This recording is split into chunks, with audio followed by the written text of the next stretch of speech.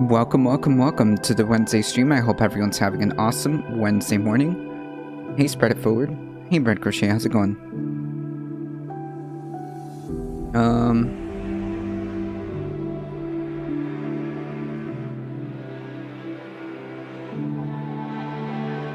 Moon wobbling, South Africa? Oh no.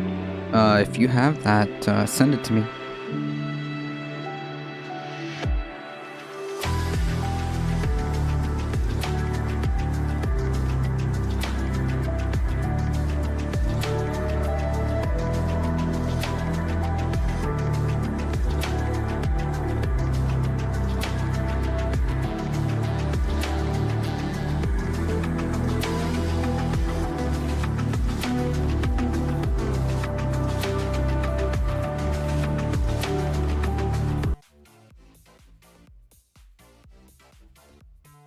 The videos out of South Africa are devastating to watch, yikes.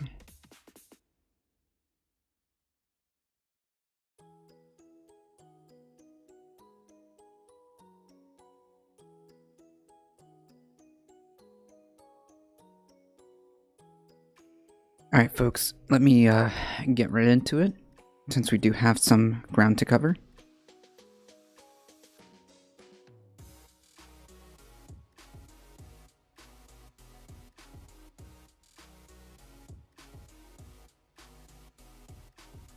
NASA predicts a wobble in the moon's orbit may lead to record flooding.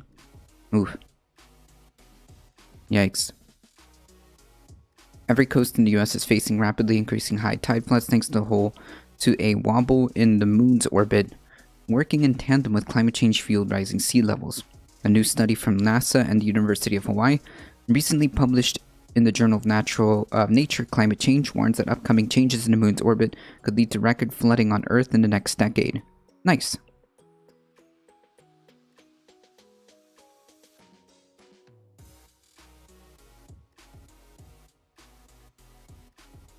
Welcome to the new normal. Through the mapping of National Oceanic and Atmospheric Administration sea level rise scenarios, flooding thresholds, and astronomical cycles, researchers found flooding in American coastal cities would be multiple times worse in the 2030s, when the next moon wobble is expected to begin. They expect the flooding to significantly damage infrastructure and displace communities. Yeah. I mean, this is something that's been talked about for quite some time, but this is just going to, I imagine, make it way worse. Hey, Opossum Shaman. While the study highlights the dire situation facing coastal cities, the lunar wobble is actually a natural occurrence first reported in 1728.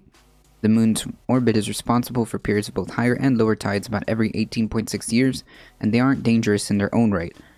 Yes, this is true. This is a natural cycle that we know happens, but as sea level rises continue to happen due to, obviously, climate change, warming, melting of the ice glaciers, which increases sea level rises at an exponential, or I guess in a locked-in feedback loop that as there is less ice, it retains more heat, so more of it melts. It's harder also as temperatures rise for the natural occurrence of ice during the winter times to happen, so that also kind of makes things worse.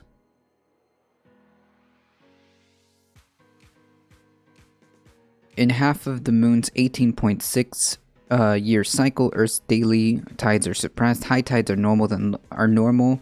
High tides are lower than normal, and low tides are higher than normal. In the other half of the cycle, the tides are amplified. High tides get higher, and low tides get lower. Global sea level rise pushes high tides in only one direction, higher. So half of the 18.6 lunar cycle counteracts the effect of sea level rise on high tides. The other half increases the effect. Yikes.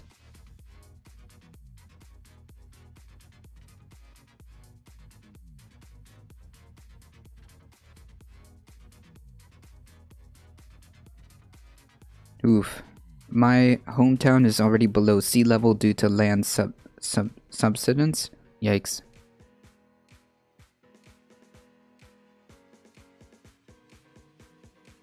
Yeah, the hardest hit areas are going to be coastal cities and places, well, in the U.S. like the Gulf Coast, who are below sea level.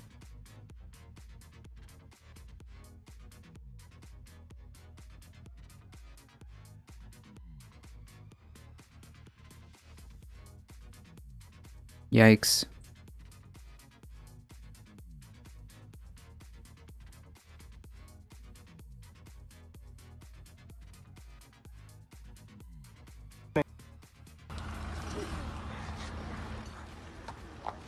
Cars shot out left here. Millions of rands worth of stuff. Holy littering everywhere. yikes. Massive warehouse on fire. Petrol station looted. He's gonna reinvest. Appliances and millions of rands worth of stuff all over. Trucks, forklifts, all over the road. And here's some shots in the background. Millions of rands worth of stuff. Like That's so trucks sad. abandoned everywhere. Trucks burnt out on the road. What's the truck, huh? This is Queen Nandi Drive, folks, by the petrol station. Wow.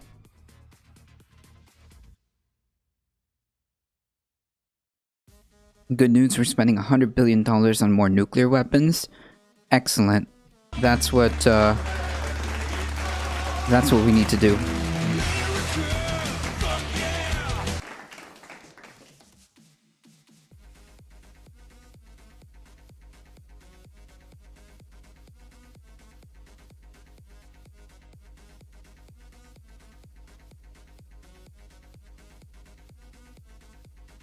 You know, when I look at, like, all the potential problems that we could be solving, you know what I think to myself? I think we need $100 billion more in nukes. That's the first thing that comes to mind. Yeah, just nuke the ocean, that'll solve it. The consequences of oppression for extended periods of time and then not redressing inequalities. Yeah, I mean, it's usually this order of events.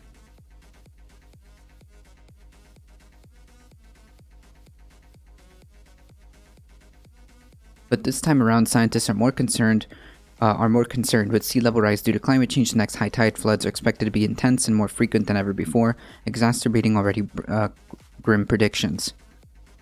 Yeah. No, see, what we need to do is obviously modernize, expand our nuclear program. Obviously.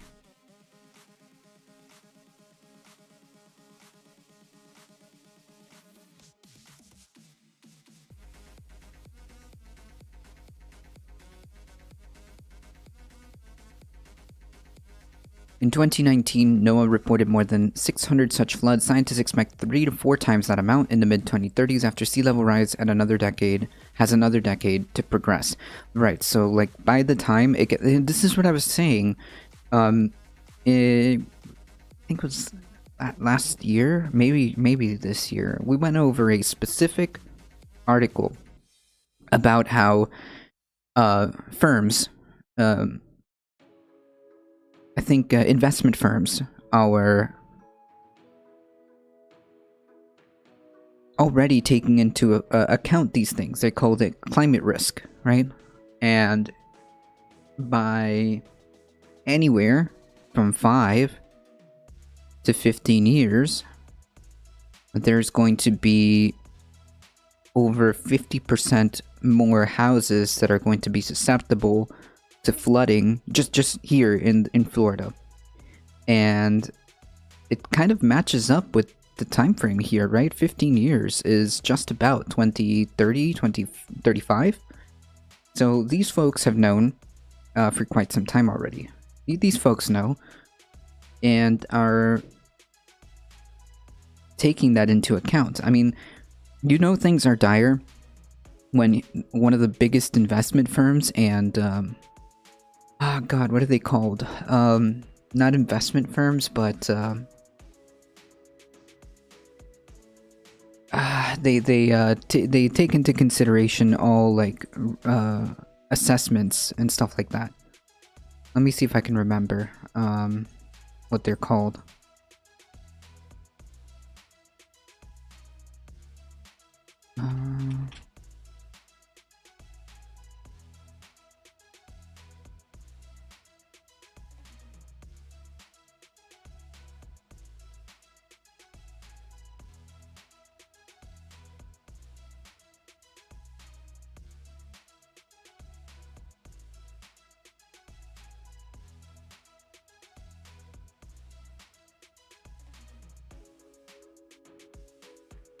Can somebody remind me what firm Pete Buttigieg worked for? It started with M.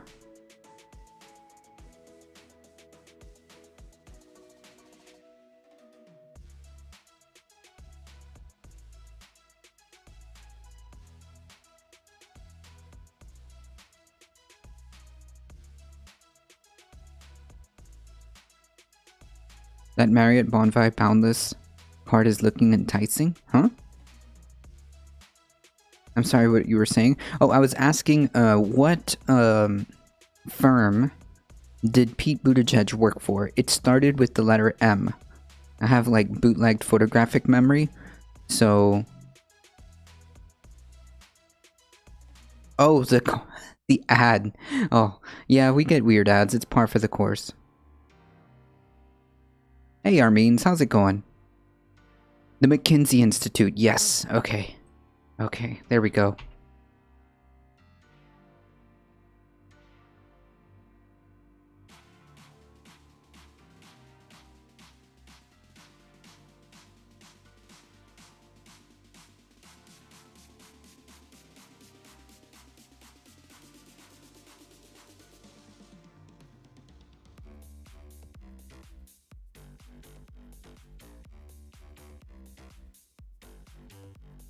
The consulting firms, that's what it is. Consulting firms. Okay, so like, you know, in one of the biggest consulting firms, which had a hand in this report that we went over, the McKinsey Institute, is telling you that they're taking into account climate change because, well, obviously, their job is to provide accurate investment information. You know, we're in some dire straits, yeah. Thank you for the follow, Kyle Parker. What are your political views? Yes.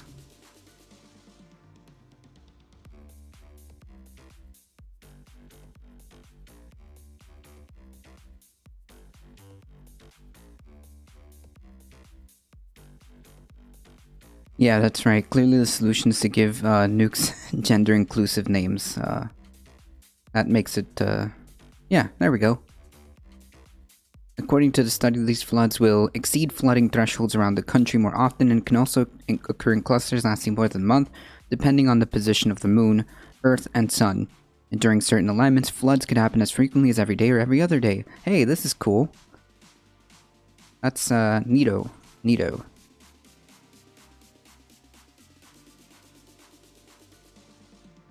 I'm reading about the Global Climate Risk Index. Yeah, that's a thing now. That's a thing. It's an economic term now, because it turns out these things are very real, despite what everybody says. In terms of climate change deniers, it's very real, and they're taking into consideration those realities.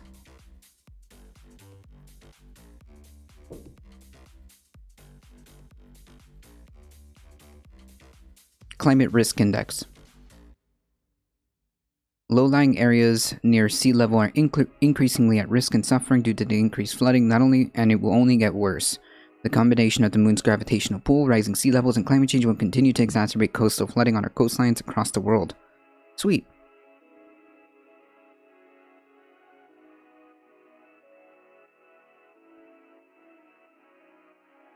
Yeah, Ecoasia.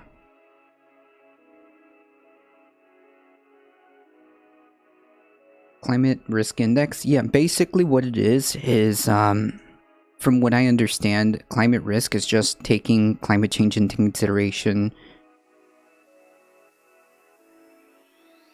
Should be fun when astronomical high tides from this combined with storm surges. Oh yeah. Hey guys, and clearly the solution here is to just build seawalls, right? What do you think this initiative doesn't receive enough attention? Climate change, that's why we're talking about it.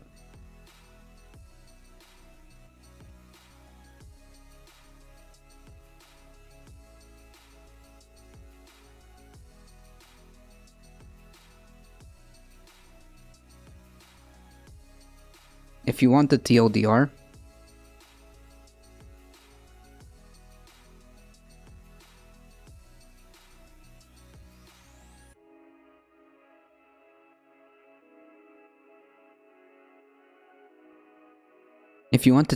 climate risk refers to risk assessments based on a formal analysis of consequences like likelihood and responses, the impact of climate change, and how societal constraints shape adaptation options.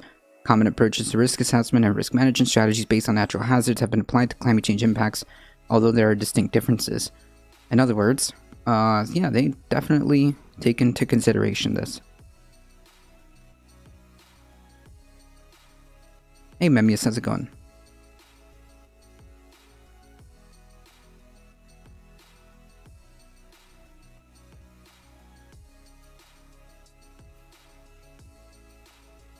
Yeah, TLDR, it's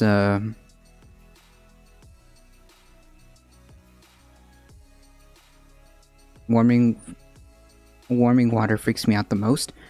Yeah, I think so.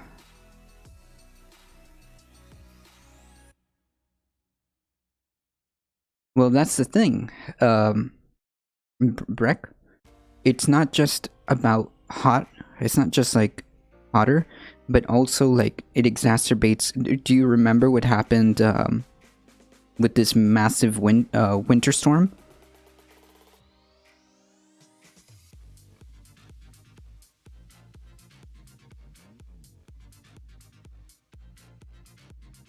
I see. Does this mean... well, yes, it will continue to get hotter, but it doesn't mean that just like... it doesn't mean things are just hot, right? It's not as reductive as that. Warming water freaks me out the most. Yes, the ocean is incredibly important. OG Landshark, because it plays a huge, massive part in terms of climate change.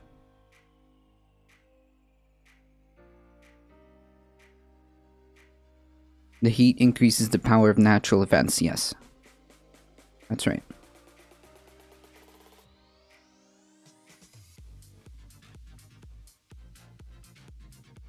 Almost all of US mainland coastlines, Hawaii and Guam, are expected to face these effects. Sea level rise is already expected to make hundreds of thousands of square miles of coastline uninhabitable and potentially displace over 100 million worldwide by the end of the century, folks.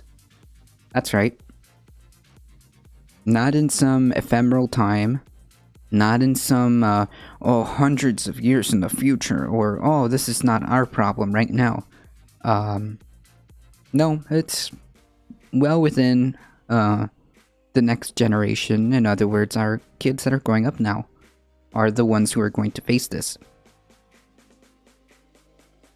The energy that hurricanes can bring, the amount of water they hold, yes. They're stronger because of the heat, and, in more frequent in more frequencies.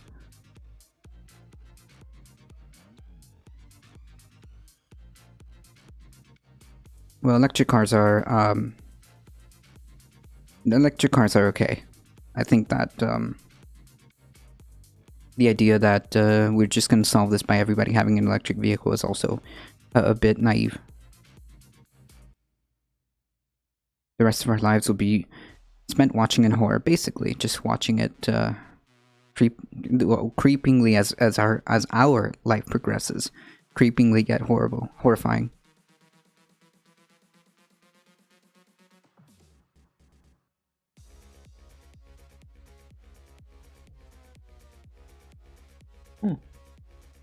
Anyways, I would say that's kind of a problem, don't you think? I would say that's kind of a problem, don't you think, Breck? Maybe as a concerned citizen, you should think about if you live within the United States, or actually within any country that you live in, I would strongly urge to then get familiar with who your representative government is, or who your government is, and how to petition them to address this. Yeah, that's also a problem, Reddit forward. That's also a problem. Ocean life does not like change. That is true. Doesn't like dramatic change like that, and also it does contribute. If the ocean currents fail, if the ocean's not only food supply, but if the ocean's current fails, the ocean is incredibly necessary to tamp down on heating. It is one of the biggest ways we relieve heat. And if that goes, then that's a problem. If the ocean currents that are normal stop working in the same way, that also impacts weather patterns as well.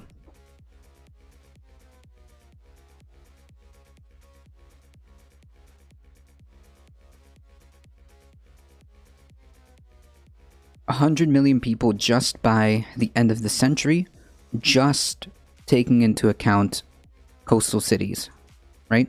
This is just taking account the coastal cities.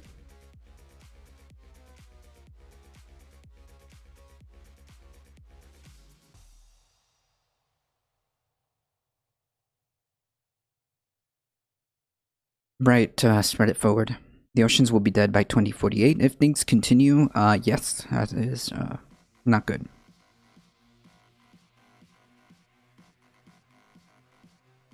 There's just no real recourse other than taking aggressive action to attempt to turn the ship around. And at this point, it's not about stopping it, it's about mitigation and adaptation, basically. Researchers are hoping their findings will lead to more dedicated efforts to prevent as much damage as possible, both to the environment and people's livelihoods, before it's too late. While high tide floods don't involve as large an amount of water as hurricanes, the real danger lies in their frequency. That's right. It is the accumulated effect over time that will have an impact, said lead author Phil Thompson. If it floods 10 or 15 times a month, businesses can't keep operating with its parking lot underwater. People lose their jobs because they can't get to work. Seeping cesspools become a public health issue, so on and so forth. Right? I mean, this is common sense.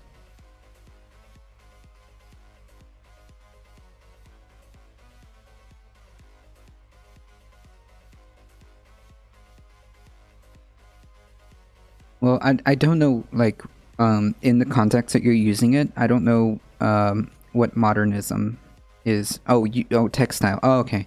I mean, like, the idea would be that because, well, realistically, should be because we have this technology, it should be better, but we need to solve the whole everyone needing something for a distant place, like Montreal players said. We need to localize things, or food production, business, chains, and modes of production. Yeah, I would be in favor of that. I think Darknet touched up on that multiple times as well.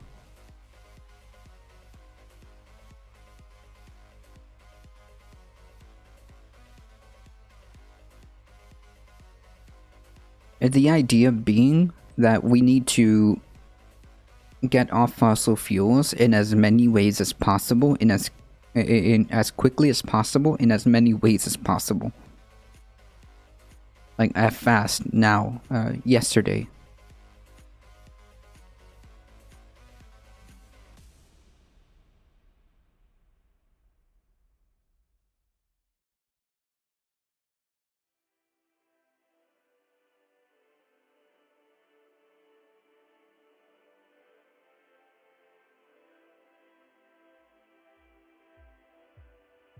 Were carted off in stretch.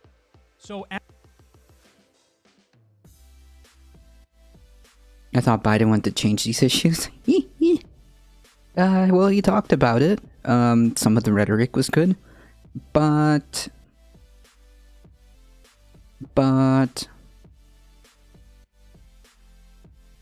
actions are lacking, to say the least. That isn't aesthetically pleasing. Yes, that's right, Pirate Ninja. Right now we grow chickens to be sent by ship to China to be cleaned and harvested and bleached, sent back to us to be sold. Transportation is only responsible for a tiny fraction of emissions compared to our food sources. True. I live near the coast. If ocean levels rise by 2 feet, my basement would be flooded at high tide. Also, many smaller islands in the Caribbean and Pacific would be uninhabitable because of their freshwater sources would be contaminated. I think more attention should be given to keeping the polar ice caps from melting, cover them with reflective surfaces. I don't know. I think, in fact, isn't some of that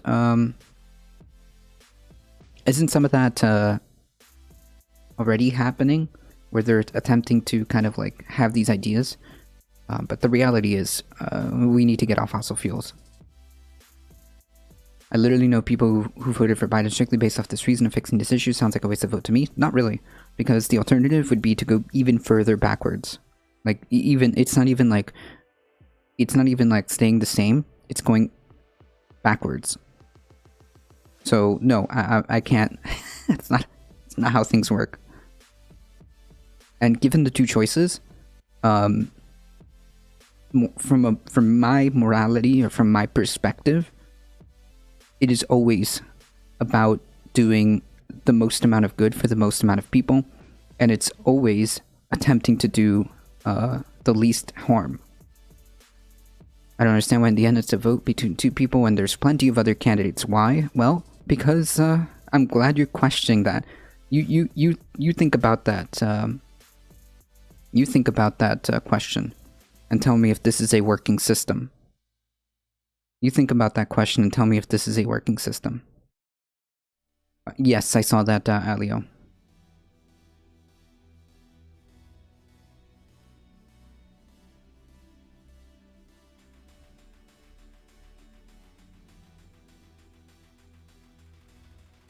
Amazon workers were carted off in stretchers at the warehouse in Staten Island because there was sweltering heat.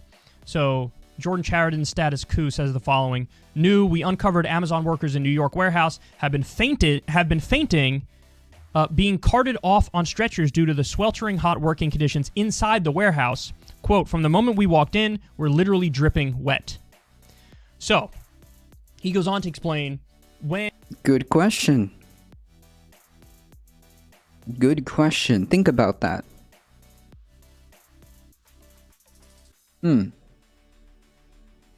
I wonder. When management was told about this, they were like, okay, we're going to get everybody fans. So they got them fans, and a lot of the people were like, listen, this is just blowing the hot air right back at me. It's not really helping that much.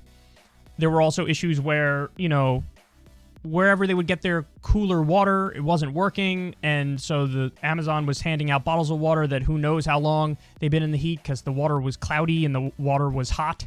Ew, and so what? People hated that as well. Amazon, of course, is downplaying this and denying aspects of it because that's what they do. That's what they've done every step of the way when they've been called out on a variety of different things. But this is a problem that is a lot more widespread than I realized, because it's not just Amazon, it's other factories as well. Now, we talked about this. Yeah, so it's a problem with how our system is currently set up. That's the thing. We do have multiple parties. There's plenty of parties here. There's Green Party, Libertarian Party, there's Workers' Family Party. There's a bunch of parties. However, the reality is, the way our system is set up, is that there's only two viable parties. You have the Democratic Party and the Republican Party. That's literally the only viable parties. The Electoral College does award votes to any party besides Democratic and Republican. Yep, that's true. That's also true, Alio. They always... Well, yeah, their job is to obstruct. This was... what you're saying, Alio, is directly from Mitch McConnell. My question is, why are they getting 5% of the vote? Is everyone hating on the Democratic Party and the Republican Party in the end? Because there's no viable way of getting these other parties in any way, shape, or form into any position of office, right? It is incredibly rare and it is incredibly difficult to do that. So the best way that we can try to enact change is to use one of the parties, generally speaking the Democratic Party, and is a little bit more amenable, and try to kind of like use that as a vehicle. If you want to talk about giving third parties more viability, then I would suggest to push for ranked choice voting. That is something that we can do right now within the tools and purview that we have right now. That could possibly give a third party more viability. That's right, Opossum Shaman. Ranked choice voting. I like Thomas Paine quote, government in its best state is but a necessary evil, in its worst state an intolerable one. True. So, yeah. Why isn't everyone acting like this is a massive problem?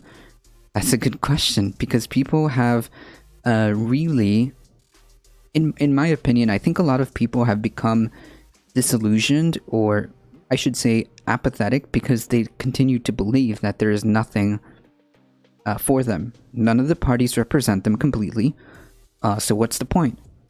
And of course, nothing changes, because people think that there's no way of enacting that. They feel, this obviously is not true, but they feel like they're not being representative. It's just these two parties and there's nothing we can do about it. They're both corrupt and they're both nothing, like there's no point. It creates apathy, which creates this cycle, right? This is part of the reason why we're here, I would say almost by design. And that's not how democracy works. That's not how democracy works. Biden is a joke. His global climate summit was a useless photo op. True. His economic relief packages are increasing our carbon footprint. He's doing nothing to fix climate change. I would say that you are 99% correct. I think so. I don't know if like what the I don't know what the carbon footprint is on the economic relief packages, but I will agree that he has done just about fuck all for climate change. The same way capitalism has become a part of American identity because no one knows other way. The two-party system sticks around because it seems like the only way. Yes, Claydonius. And the problem with that is that it breeds apathy when people realize, like, wait, nothing is changing. Why am I, like these like, supposed representative officials aren't representing me? Why bother? Which is why I keep stressing the fact that if the Democratic Party, which, remember, the giant cell, the big cell of 2020, the thing that got people to vote, because remember, you need to give people something to vote for. The big cell was some of these huge changes that are necessary, right? A revamping of our infrastructure, right? The addressing climate change, to address healthcare. These are issues that people care about. The economy. These are issues that people care about. If we don't get palpable results, the Democratic Party, what's going to happen is they're not going to get that chance again. Guaranteed. They're going to get swept, and if they get swept in the midterms, 2024 is a disaster. Yes, that's also a problem, Alio. The fact that we have such a obstructive opposition is also a huge problem, because it's like there's one thing to like disagree and have like debates about different programs, but there's another thing that for the opposition party's sole purpose is to just not get anything done. That is also a huge problem, which goes back, let's circle back to the original point of there only being two parties.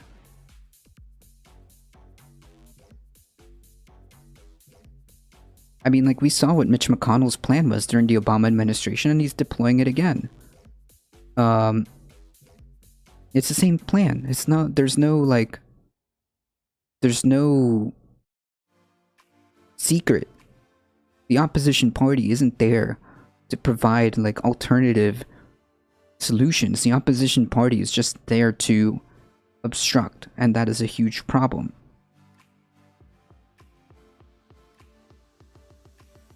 Yes, that's right, Memmius. Like, these are some good things, but these are some good things. However, Memmius, I feel like these are just putting us back to where we were pre-Trump, which, I mean, I'm not gonna knock it. It's important that he did these things, but it's just putting us back at square zero. I thought the people elected the president, not necessarily in a direct way. People cast their ballots because people cast their ballots, which then are tallied up, which then indicate the electoral college who to vote for if they want to. That's how usually that works. Generally speaking, the electoral college goes with the popular vote. But it seems like a unnecessary step. Yeah, we must circle back to correct government. Right, so this idea that government is necessarily the problem isn't 100% true. It's who is in government, what is the government doing, not the fact that these, not government itself the problem, but how it's run. I feel like if these problems will not ever change and all, it's possible, but that doesn't mean we shouldn't try.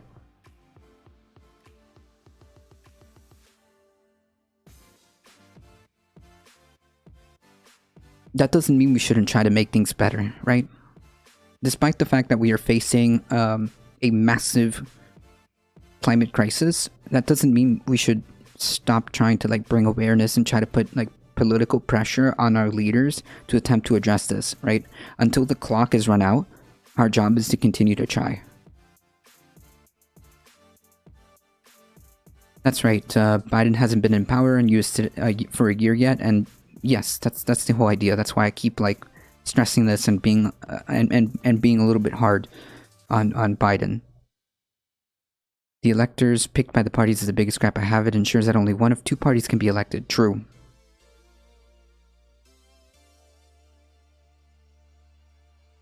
Yes, that's the problem. Spread it forward. So these are not these are flaws in the democratic system, and I think that I think things like that actually put a dampening on democratic institutions, on a democratic system. Yes, we can try to do that, but the reality is there's a lot of us, and we can each do our part and each focus on different problems. My main shtick, even though I do a lot of different types of news coverage, my main shtick, if you stick around, is always climate change. I always bring that topic up as much as I can, or whenever it's relevant, I try to bring that up. Everybody has their own capacity, and thanks for the follow, Opossum Shaman. I like to use their name. Everybody has their main thing, and I feel like, thanks for the follow, Breck. And I feel like that's the cool thing about us, right? We can all focus on different things, even though there's a myriad of different problems. Each one does their part. My main shtick is always climate change. There's always an article about it. I always bring it up in as many ways as possible. If I could try to talk about climate change, then I will. We honestly haven't seen the true power of human beings being good to each other and coming together. We're extremely divided and agitated by our system with no clear direction to move forward, and that is the problem. True. That is a very good point. A little bit on the last episode of Crystal Kyle and Friends. By the way, check out that episode. We talked to a psychedelics expert who works for MAPS.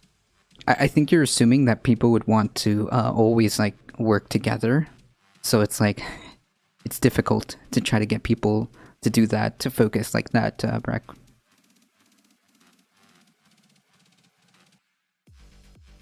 There hasn't been a real bad dip in climate change news because of the pandemic and rise of fascism in the West. Well, no, I would argue the opposite. Because of all of these incidents that continue to happen in more frequency, there is more climate change news constantly. It's not getting better. It's not getting better. We've been covering the heat wave. We've been covering the food being the food crops going bad, the food and fruits in the West. We covered all of the impacts of climate change back when it was happening in the last hurricane season about the Gulf Coast. We also did, spread it forward. We also did the article about the weather station going out of commission because of, ironically, climate change. The California wildfires. I mean, we've had massive uptick of climate news. So I don't know. I would argue that it's like the opposite. Do forest fires affect climate change? I think that they're exacerbated by climate change because obviously the hotter and drier a hot season is, the more tinder there is to be lit. Does that make sense? So yes, forest fires it's the opposite way. Climate change affects forest fires. They make it worse. They make it worse. Any little thing can light. I mean, you see it these last 2 weeks of the heat waves. There's an entire town. There's an entire town that burned down because of the massive drought that the heat wave brought. Hey Justin, how's it going? Morning.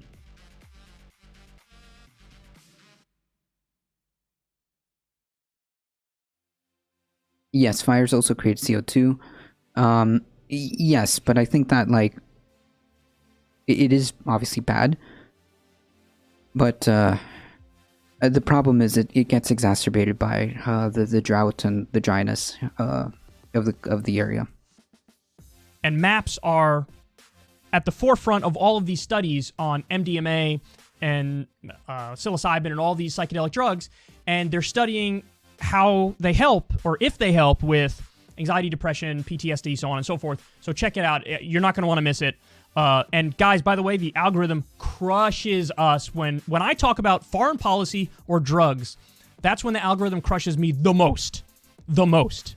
And talking with Crystal, she's realized the exact same thing now behind the scenes at Breaking Points. Certain topics, if you touch them, the algorithm extra crushes you. I think I get screwed over with all the videos, but definitely when it comes to foreign policy and when it comes to drugs, they just don't want those videos getting out. They just don't want them getting out because I think they want to protect advertiser money, and they view it as fringe, borderline stuff, and who knows what these people are saying, and we don't want people advocating for breaking the laws or whatever, and so they really derank us in the algorithm. So, but definitely check out that you could subscribe on Substack or for free, or pay the $5 to get the video, or just go to any of the podcast platforms to listen to that podcast because it was phenomenal. Our guest was so good and knew all the ins and outs and all the details and what was going on with the studies and had personal experiences with psychedelics. So check that out. But anyway, I digress. We talked about this during the podcast as well, Crystal and I, when it was just us. And I want to show you this amazing video. Look at this protest that's now happening in the middle of the country at a Frito-Lay factory. This is a strike for our lives. We get no days off, 12-hour days, no time with our families, and we get no good pay. We haven't had a raise in years.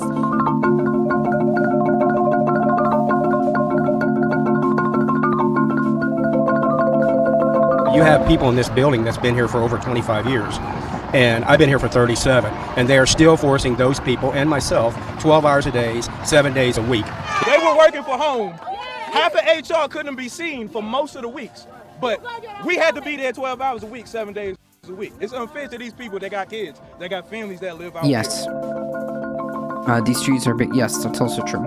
It used to be a luxury to work here, but anymore, when you tell people that you work at this place, they just call you a slave. We toured this in 5th grade even. They said, hey, you'll be happy to work here someday. Of course, that was before all the horrible working conditions and the lack of pay.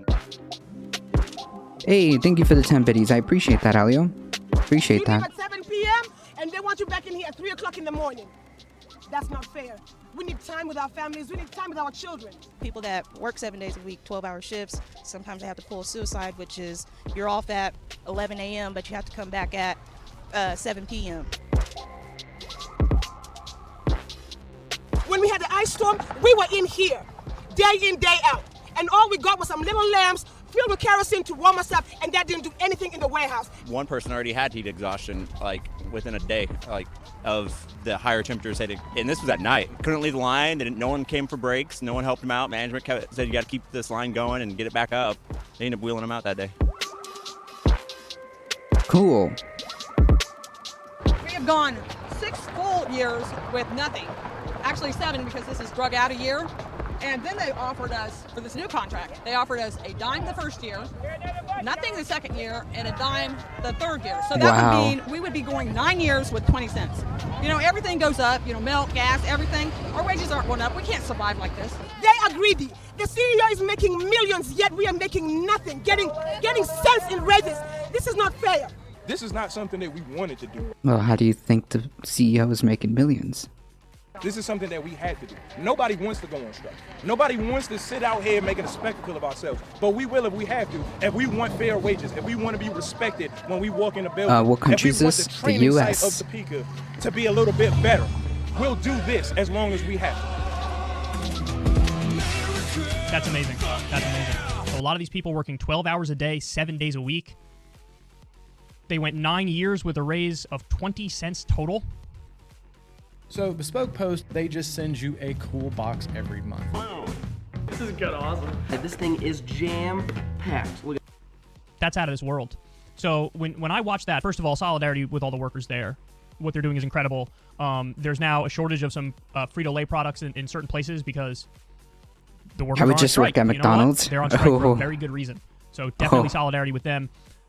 I mean, the answer My here is sweet summer very clear. child. Number one, there should be unions. Unions should be way more widespread. I wish we had laws in the U.S. that really, incentivized unions. There's a lot of developed countries, and particularly in the Scandinavian region, where almost all the workers are unionized, and as a result of that, they have a thriving working class. People have many more rights than The companies we have here. everywhere and the so product any I'd worker love to see more benefits. pro-union Lol, legislation. The no. PRO Act is a great example of it, but of course, the Democrats and Biden are not pushing for that, even though they should. God, that would be such a game changer. In the long run, that's an even bigger change than a $15 minimum wage, by the way, the PRO Act. So I would love to see that. The other thing, as I watch this, I think we need a lot stronger rules on the number of hours you work and, amount of time that you should absolutely have off by law. More rules on and laws on overtime pay. The other thing that's huge is climate control. It just like in Amazon, people being taken out on stretchers, you get that and the opposite when it was Even freezing. Walmart? It was way too Ooh, cold I in don't there. know. So there should absolutely be rules on climate control that it needs to fit within a certain window that's Ooh, comfortable for human beings. I don't know. So, like, 2021, imagine... we're still dealing with a lot of this stuff. And you know what, guys? Think about this, Rec. Imagine the choices being, like this with minimum wage, or Walmart also minimum wage, or Amazon. I mean, like, the choices aren't great, but I suppose some are better. Walmart at least has safer working conditions. Yeah, that's true. If Walmart pays these 15 by workers my fight, house. Oh, it's very possible that that's Fritos decides this is all becoming too much That's- trouble. Now we're just going to outsource the jobs and have a factory elsewhere. See, again, that's where good public policy is super important. What you should do Walmart does is 11 penalize minimum them nationally. and Gotcha. basically make it so they're incentivized to keep the jobs here because they're better off keeping the jobs here. Or if they, ship the jobs overseas, they may have cheaper labor costs up front, but you make it so that once they get the product into the U.S., they're taxed in a way where it's actually not as profitable to have, the jobs elsewhere. Make it more profitable for them to have it here. So, God, we're so far behind. We need to fix this, whether it's Amazon, whether it's this factory here. We need to not only have the jobs here, create the jobs here, but have reasonable rules around it. And just like we learned, Iceland, for example, had a wildly successful trial run with 4-day work week, and now 86% of the country is going to have the option to do 4 days a week. Alio. Why don't we have that here? We absolutely should have that here. Because, by the way, productivity either stayed the same or went up in some cases. So let's do that here. But again, these are things we're sort of lagging behind a lot of other developed countries on this front, and it's unacceptable. So solidarity with Amazon workers, solidarity with the Frito-Lay workers here. Frito-Lay. By the way, the CEO, PepsiCo is the parent company of Fritos. That guy makes about $15 million a year. And these guys, now to be fair, they make about $15 an hour in the Frito-Lay factory, but like I said, they went 9 years with only a 20-cent raise, and they have all these terrible working conditions. So it's not just enough to just have the $15 an hour. We also need reasonable rules around labor in this country, and we should have, more unions, and we just got to fix this system, man. It's incredibly exploitative, and I think that's obvious. Yeah. Yeah. True. Well, I mean...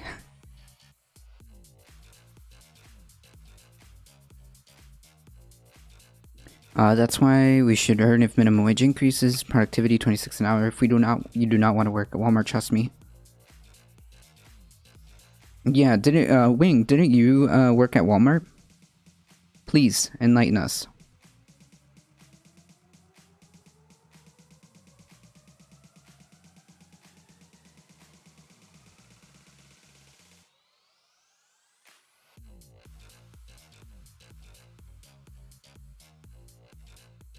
Alright, this is important.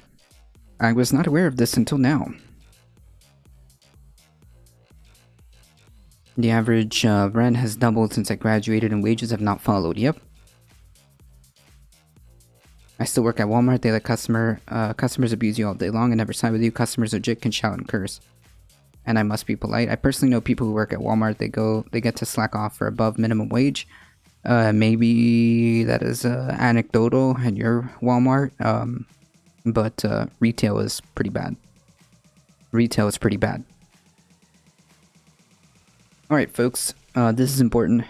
Abortion rights groups filed federal lawsuit to block Texas law that would allow anyone to sue abortion providers after 6 weeks. So, check this out. Let me see here.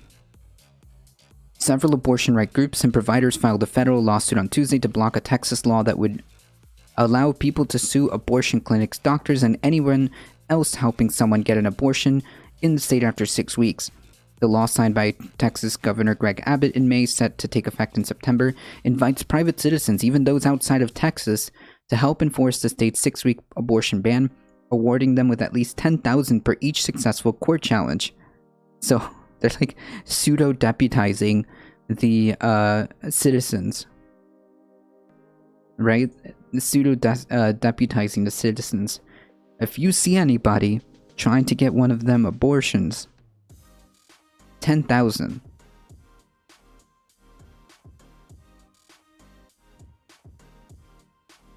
Are really not working for most citizens. True.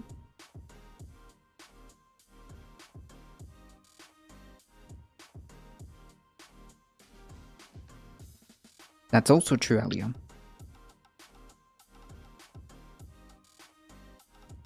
True. Slacking off is based if you're underpaid. True.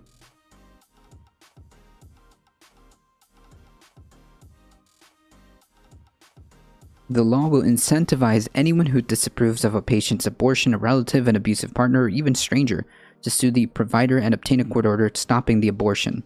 The group of plaintiffs, including the Center for Reproductive Rights, Planned Parenthood, Federation of America, the ACLU, along with several abortion providers, said in a press release. The group argues that the law violates the constitutional right to privacy and liberty as established by Roe v. Wade, the landmark Supreme Court decision that granted the right to abortion almost 50 years ago. Texas law known as SB 8. Let's see.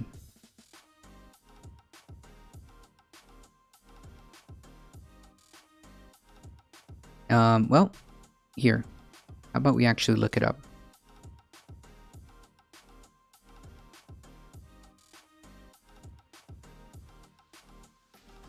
Texas SB 8.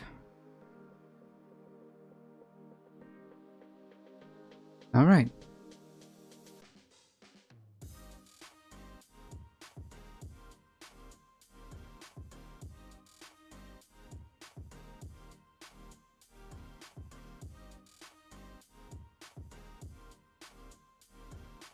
Nah, I reject the idea that the customer is always right.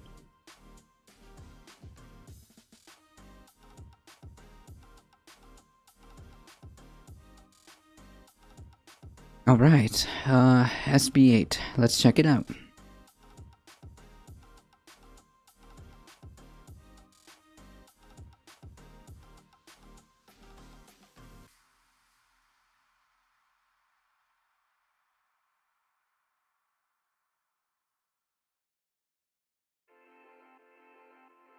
relating to abortion, including abortions after detection of an unborn child's of a fetus's heartbeat, which is not how that works in any way, shape, or form. Like these people, okay, authorizing a private civil right of action, be it enacted by the legislature of the state of Texas. This act shall be known as the Texas Heartbeat Act.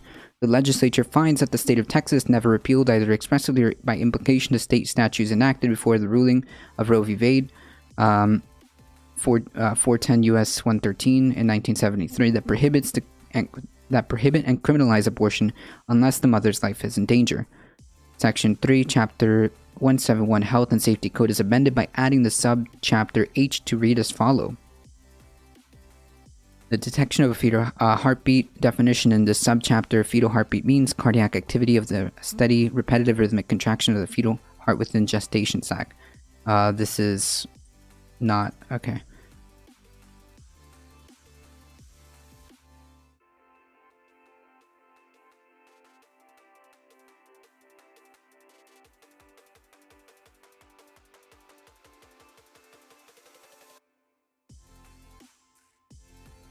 New England restaurants close one day. Just do, yeah. Yeah, like, listen, I'm completely fine with putting people in their place. If they, like, come at me the wrong way. Like, not even going to, like, dispute that. And trust me, the worst thing that you want to do to a customer service rep is to be rude.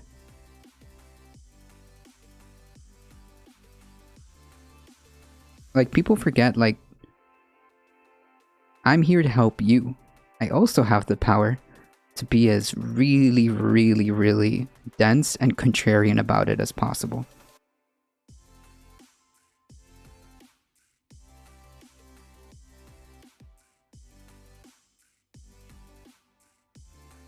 While still being the most polite person ever. Fetal heartbeat means cardiac activity. Yeah. Gestation means the amount of time has elapsed from the first day of a woman's last menstrual period.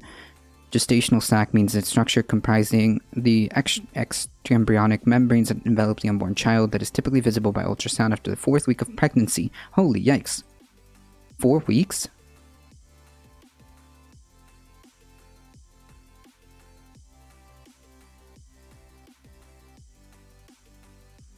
True. Okay, so they're defining what it means to, what the fetal heartbeat means. Great.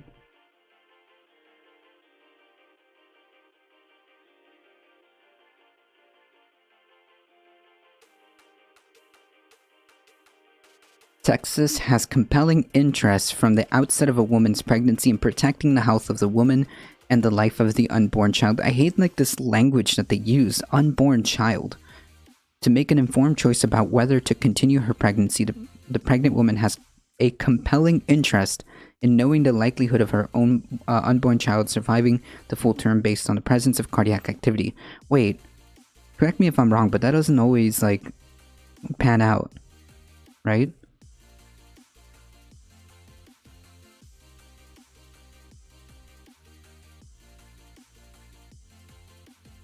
Like, what? So you can have a fetal heartbeat, but, like, the actual, like, fetus may be unviable in the next, like, couple of weeks. Like, what does that even mean?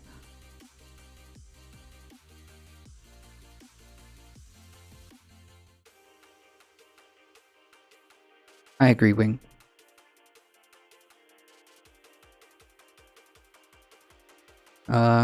Okay, so based on presence of cardiac activity, determination of presence of fetal heartbeat required for the purposes of determining the presence of a fetal heartbeat under this section, standard medical practice, including employing the appropriate means of detecting the heartbeat. Okay, this is all, like, great, but where is the section? Here we are. Prohibited abortion of unborn child with detectable fetal heartbeat effects, except as provided by section 171.205. A physician may not knowingly perform or induce an abortion on a pregnant woman if the physician detected a fetal heartbeat fetal heartbeat for the unborn child as required by Section 171203 or failed to perform a test to detect a fetal heartbeat. A physician does not violate this section if the physician performed a test for a fetal heartbeat as required by 171.203 and did not detect a fetal heartbeat. Cool. Exceptions for medical emergency, sections 171.203, 171.204 do not apply if a physician believes a medical emergency exists that prevents compliance with this subchapter.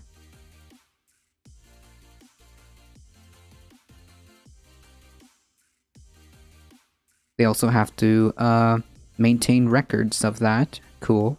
Cool.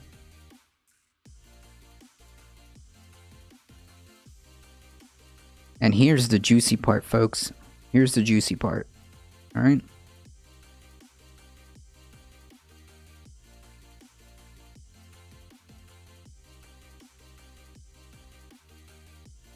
Right, Opossum Shaman. This is, once there's a heartbeat, it can survive outside the womb. Easy clap. Yeah, that's right. That's how this works, folks.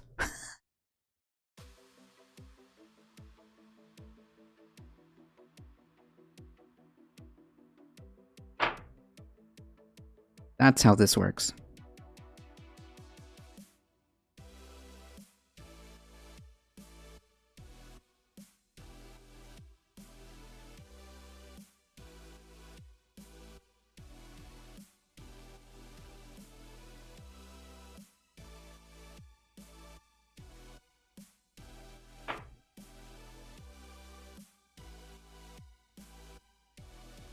Hey Octosquiddies, how's it going? Limitations on public enforcement. Here's the juicy part, folks. Notwithstanding in 171.005 or any other law, the requirement of this subchapter shall be enforced exclusively through private civil actions described in 171.208. No enforcement of the subchapter, no enforcement of chapters 19 and 22 Penal Code in response to violation of the subchapter may be taken or threatened by the state, political subdivision, or a district or county attorney, or an executive administration officer, employee of this state of a political subdivision, or any persons except as provided by 171.208. So, here it is.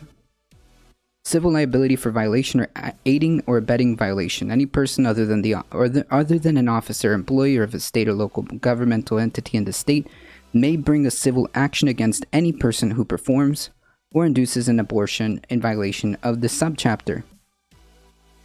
Yeah. In other words,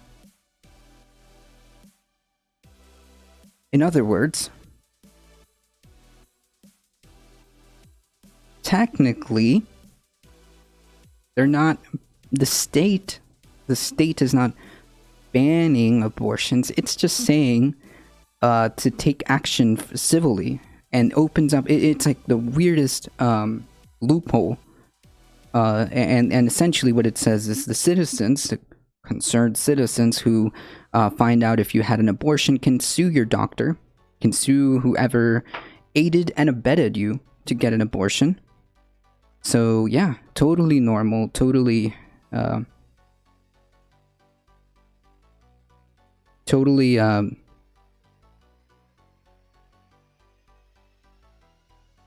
not it's essentially what it is, Christian Sharia law, right?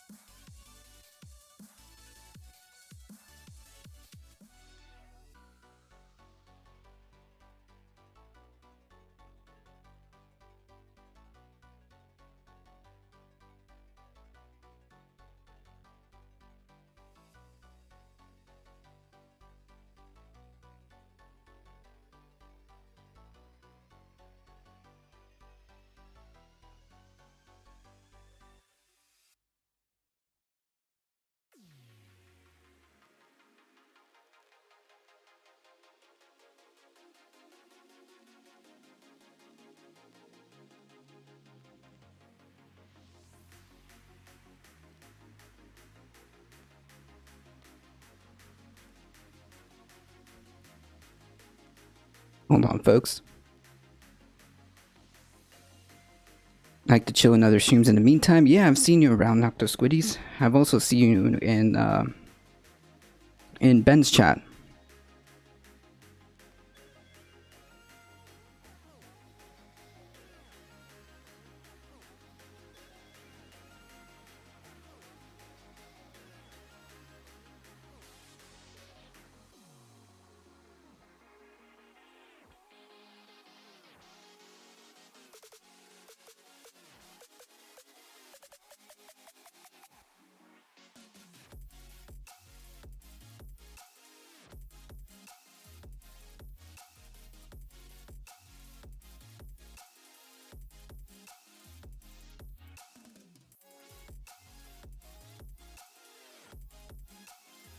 The whole idea is that you should have a college education or master's degree or master some trade so that you're not stuck working retail. So here's my question then. But like, you do realize that retail work and customer service and all this other stuff will always need to be a thing, right?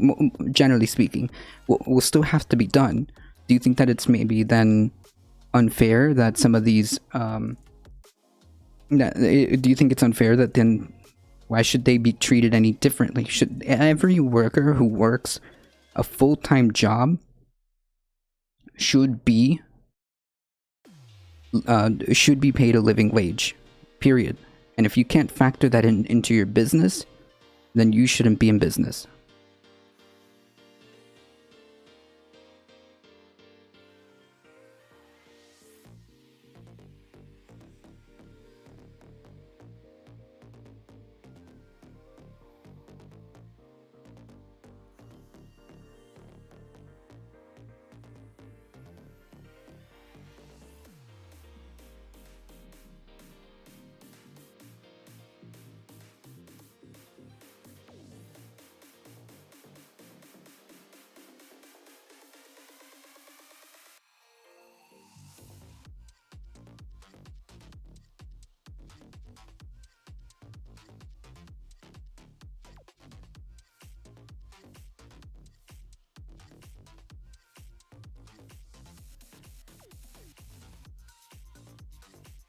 Imagine if owners were removed, how prosperous we would allow to be.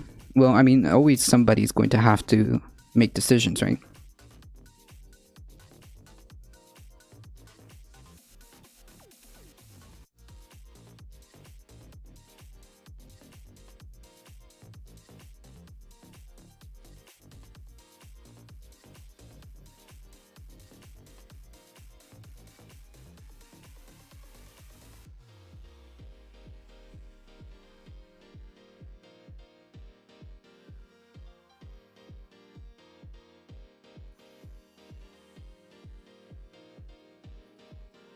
Ugh.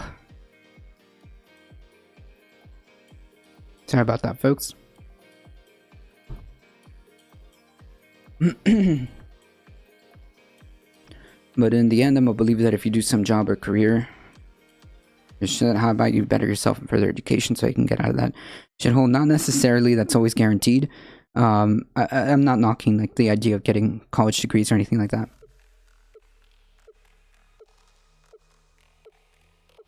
Everyone hates their job. I shouldn't be upset that I have to go into work. I should be hyped about going to work. Well, I mean, just because you have a job doesn't mean you should be like 1000% like excited for it all the time. But it is kind of nice to at least not worry about basic necessities, regardless of what work you do.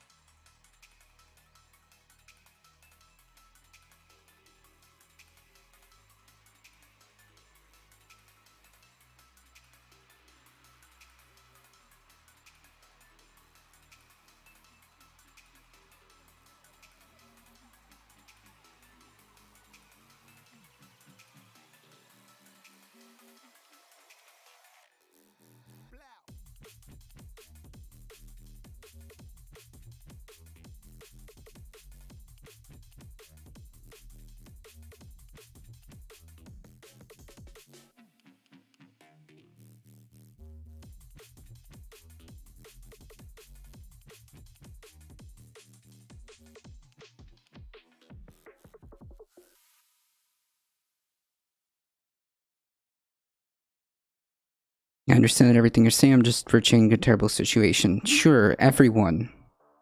My point is in all this that I don't be involved in something you despise. How about you do better yourself? It's not complaining about something you can't change. Hold on. Wait a minute. Wait. Whoa. Okay. So, how do you do that if you don't have the avenues of doing so?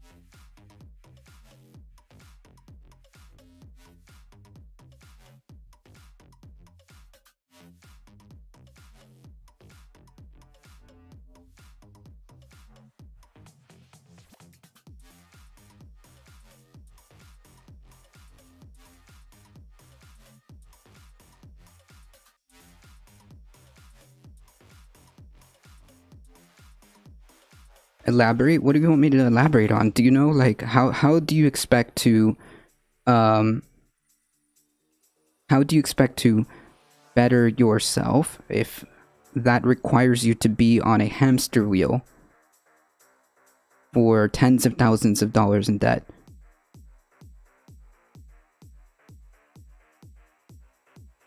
I have friends who grew up in poverty, still made something of their life. Money isn't everything. No, money isn't everything, but you keep viewing these points through anecdotes, right?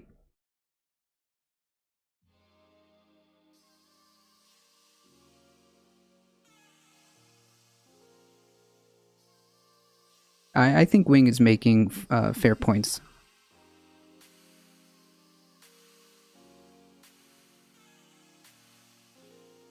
I'm tired of authoritarians coming to tell me I have to sell my time, my body, and do whatever they want just to pay me pennies. My region makes about $8 billion in pure net profit. If we divide that between the employees, each would make an additional $40,000. That would be a real livable wage, but not everyone I work with is on food stamps.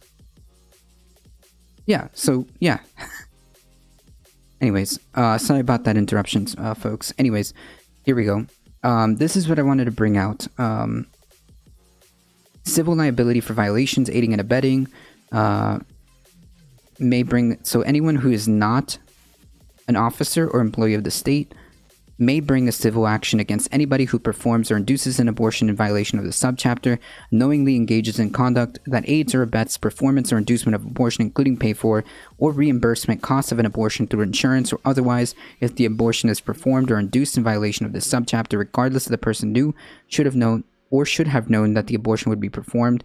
Wait, even if you didn't know? Yikes.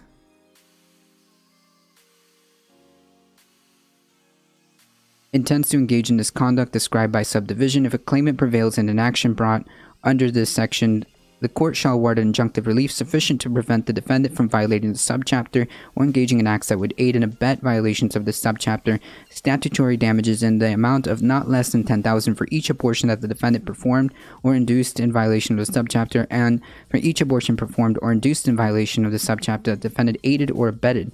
In other words, they are rewarding people $10,000 for this. Your idea of a hamster wheel is exactly what my mother had to deal with, and is that good? Government is the biggest scam of all life. As long as governments make all kind of laws and rules, you always have to be a slave to them. That's weird. That's not how this works. I guess you could think that way, but you'd be wrong.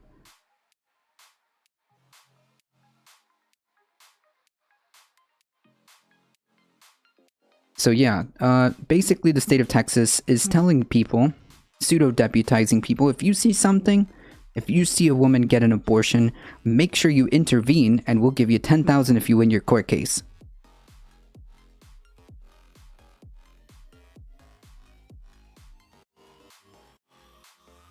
Yeah, I suppose it's also possible that one day I'll be a billionaire. That doesn't mean it's gonna happen. You need to provide people with the tools so that you can be your best self. The tools that you need to make your best self is simple. Food, housing, education, and healthcare. You provide these things to people, and they have the tools to be their best self should they choose. Cool. Capiche?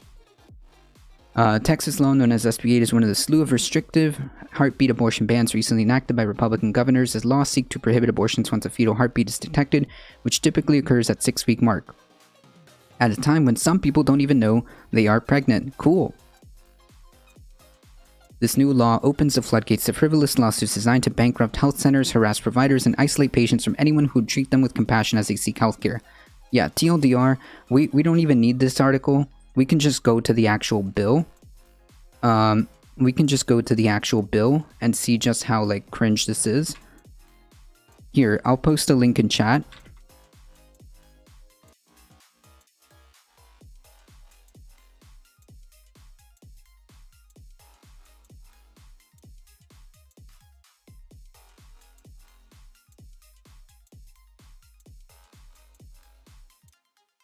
Okay. Yeah, so we don't even need to go to the article. Just take a look at the bill. You mean read primary sources? What a novel concept. True. Hey Memo, I forgot to say hi to you. The only way I've stayed ahead is by getting lucky with crypto. Yeah, well, I mean, it's not then like the system, it's just you've hit the nail on the head, right? It's luck. I don't think you don't think that being able to get scholarships or you'd be able to help with childcare would not help at all. I'm not saying everything is good, but there are multiple problems. I'm just saying that no matter what situation you're in, you can get out of it. Yes, but that is an incredibly rose-colored. That is incredibly rose-colored. You're viewing it with rose-colored glasses. It'll be a hard thing you've ever done, and it should not be hard, but it is possible. So, like, basically, the idea would be then everybody, it's just the Hunger Games everything. I don't know. It seems kind of weird when we can just make sure that people have the tools that they need. For example, food, housing, education, and healthcare, and then let them decide what they want from there. I think that's giving people the most freedoms.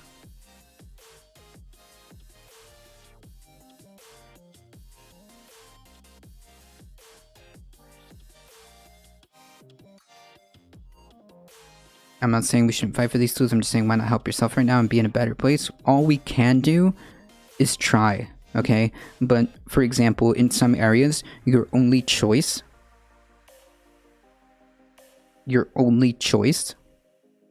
is to work in some of these horrible places. And then what? What's your choice? Move? Yeah. Do you know how much it costs to move? Where are you going to move? Do you have a guaranteed job there? How do you know that?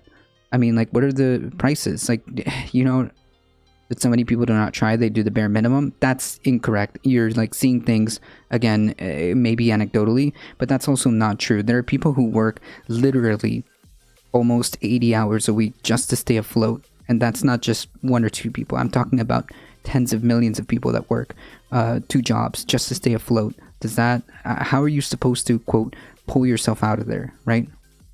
It's the hamster wheel. Then what's the solution? What? Get them in debt for attempting to get like an education? What? They just move? How? Do you have all the moving costs just like that? Yes, Wing, and exactly. Explain to me how a homeless person has a full-time job and is homeless.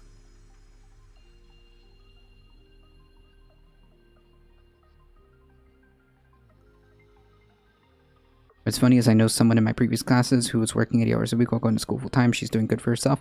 Yeah. In other words, you expect people to slave away, and then hopefully, and maybe, do good for yourself. That again, like imagine having to work 80 hours a week. Does that sound normal to you? Is that Is that okay? Is that normal?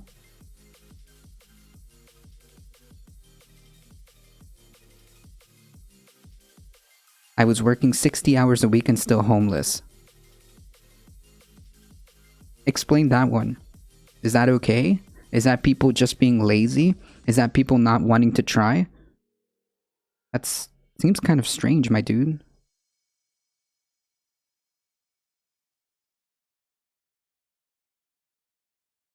Anyways, at TLDR, everything is bigger in Texas, including the continuous authoritarianism.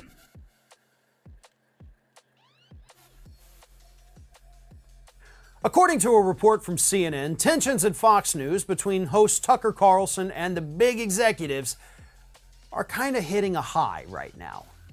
And the reason is because Tucker Carlson, again, is reportedly furious that the executives, his bosses at Fox News, are not backing up his claims that the NSA is spying on him. Now, last week, reports were coming out that, yes, things were a little iffy at the network and Tucker Carlson's claims were, not quite falling apart, but basically people were starting to realize, oh, maybe there is a reason he could be spied on by the NSA, and that reason, according to reports, might be because they sought an interview with Vladimir Putin a couple months ago, years ago, whatever it was. It's a stupid reason, like you should not be surveilled because you wanted to interview the guy. That doesn't mean you're trying to, sell him U.S. secrets. You just want an interview, right? He's a massive international figure, and I don't believe Tucker Carlson should have been surveilled for that if he is, in fact, being surveilled for that. But at the same time, that, basically is the policy of the United States government. It is stupid, but it's what happens. So anyway, another report had come out last week saying that nobody else at Fox News is talking about this. Or at least it took them a very long time. After Tucker initially made his claims on the network, the following day, nobody else on the network talked about it. And the day after, nobody else on the network talked about it. Finally, this past weekend, in an interview with Maria Bartiromo, they talked about it. Her and Tucker talked about it. But the network, not so quick to throw their support behind him. And that's a really interesting decision by the network. After all, Tucker Carlson's their most popular host. He is their bread and butter at this point. So why won't they back him up? Why won't they issue a statement saying, we stand with Tucker Carlson? Wait, they wouldn't. Do they know something we don't know? Because then they would... Wait, so there have been lawsuits about this, right?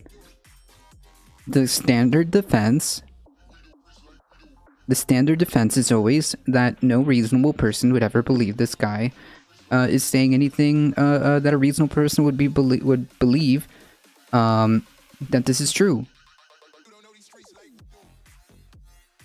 So yeah, I mean, like, it's just like, maybe the kernel of truth is that obviously we know that the NSA does surveillance on people, but the idea that they're doing this on purpose or being directed to do this on purpose to take down his show is obviously laughable at best. Do they know that he's full of it? Or that maybe if the surveillance did happen, that somehow it was justified? My bet is still showing that you can get out of your shitty situation. No, you're not doing any of that. I agree that shit shouldn't be that way, so we can change it. It's not complaining. We're giving you the options and solutions to the problems that we see. If you perceive that as complaining, that's a you problem, right? I'm telling you what the solutions might be. It is still showing that you can get out of shitty situations. These are anecdotal.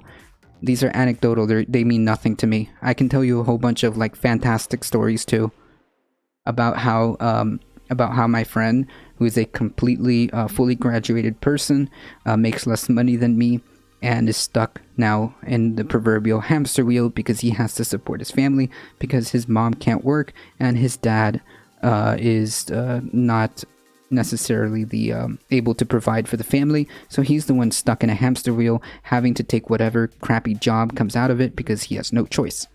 So don't tell me that like you're giving me like these like stories that are that's a sign.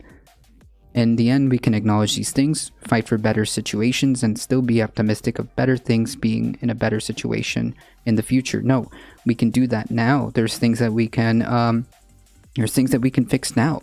We can encourage unionization. We can increase minimum wage. We can increase labor protections. We can give the NLRB the resources it needs to enforce labor laws. I mean, I legit said we should be fighting for better situations. Great. So then don't say that we're all just complaining here. We're telling you what we believe the solutions are. Communications within the network were in fact intercepted by the NSA, that the executives may have known that this was happening. The executives may have cooperated. The executives may have turned over information, and the executives may have even been told why this was even happening in the first place. So, if they knew that, they may be sitting there thinking, yeah, you're being surveilled, but it's justified. It's just a simple, quick thing they had to do to make sure you're not selling U.S. secrets to Putin. Whatever it is, and again, at this point, we don't know. Nobody knows. Tucker Carlson, I promise you, doesn't even actually know. Unless, of course, he... No. That's not literally what I'm doing. I told you what my solutions are. Did you not hear me? We've already identified the problems. We know that. I'm telling you what my solutions would be. I think that we should give people and make sure that everybody here has food, housing, education, and healthcare. Those are policy prescriptions. Cool. You agree with the solutions. Great. Yay, we're on the same page. Amazing. So yeah, these are policies. These are policy proposals. Make sure that people have food, housing, education, and healthcare. How do we get there? Well, definitely many ways of doing that. I think that also labor protections are to be honored and respected, and that means giving the NLRB resources it needs to actually enforce labor laws. It means raising wages. It means forcing companies to provide better conditions. These are all done with regulations and legislation. Does not mean you're complaining. Wait, so then how do we identify the problem? Wait, what? So I can't say that there's problems and then propose solutions to said problems? Is that like not allowed? Holy yikes. He made the whole thing up, then he knows he's lying. But, you know, the FOIAs are out there. We're going to find out, and it will be interesting to see. If Tucker Carlson just one day stops talking about this and doesn't ever mention it again, then yes, that means he was lying about it. But if he's able to produce a FOIA, actually documents via a FOIA that shows that yes, he was, then we'll address this at the time. But I think the network's silence right now speaks volumes about how seriously we should be taking this. Like, wait, it's because Fox News doesn't want to get sued again. That's what it is.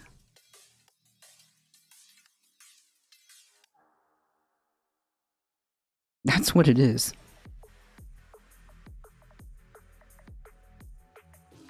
All right, in other slightly good news, Schumer launches long shot bid for legal weed. The majority of leaders back marijuana legalization, but he still needs to convince his party Republicans and even the president. I know. Senate Majority Leader Chuck Schumer released sweeping draft legislations on Wednesday to legalize weed, officially kickstarting a difficult debate in his chamber that also makes a major splash for one of his campaign promises. The measure, floated by the New York Democrat along with Senator Cory Booker and Ron Wyden, proposes removing federal penalties on cannabis, expunging nonviolent federal cannabis-related criminal records, and letting state decide, wait, whether if or how to legalize the drug. Okay, so on a federal level, it won't be a crime.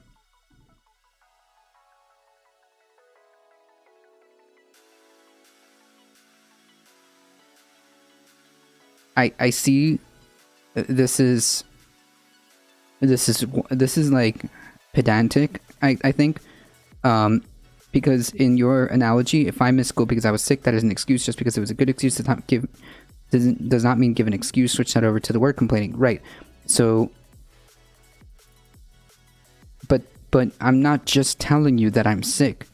I'm saying I am sick and I need these type of medications to make me feel better.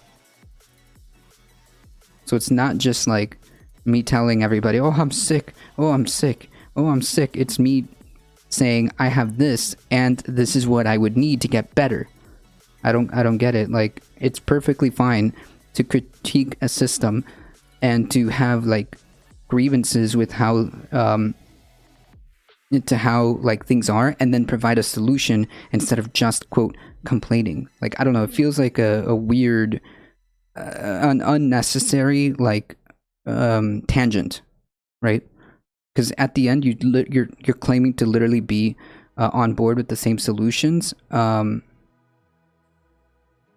it seems like unnecessarily tangential.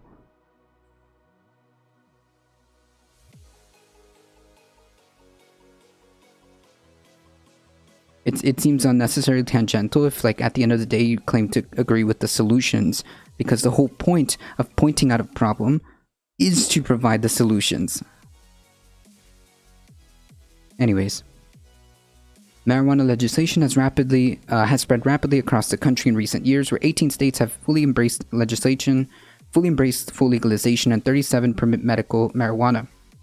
Public opinion suggests there's widespread bipartisan support for liberalizing cannabis laws, and that shift hasn't translated to the Senate. Schumer has several reluctant members within his own caucus and will have to scrounge up at least 10 Republican votes for the legislation during an already chaotic Senate calendar filled with Biden administration priorities on infrastructure, police accountability, and education. Schumer would also need to corner President Biden, who has supported decriminalizing marijuana but not legalizing it, to sign the bill. Still, he projected confidence about his odds in the past. The fact that every member will now know once we introduce this legislation not only that it has my support, but that it will also come to the floor for a vote. It is going to help move things forward in a very strong way. The discussion draft of the Cannabis Administration and Opportunity Act includes provisions to cater to both, quote, why do they use this terminology? States' rights, Republicans, and progressive Democrats, while the proposal seeks to remove all federal penalties on weed, which is good.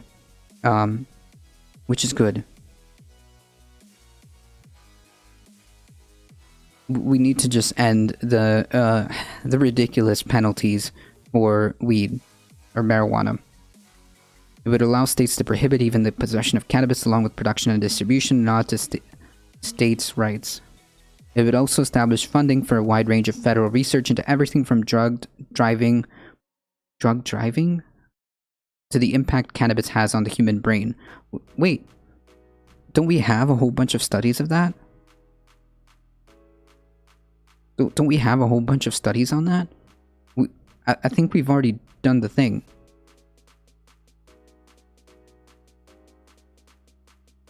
The measure aims to collect data about traffic deaths, violent crime, and other public health concerns, often voiced by Republican lawmakers. Ah, yes. Listen, the only type of, like, violent crime related to marijuana is, like, effectively, like, organized crime. And if you decriminalize or legalize this, then all of a sudden, a lot of these, like, organized crime will lose that power, I should say. Will lose that power.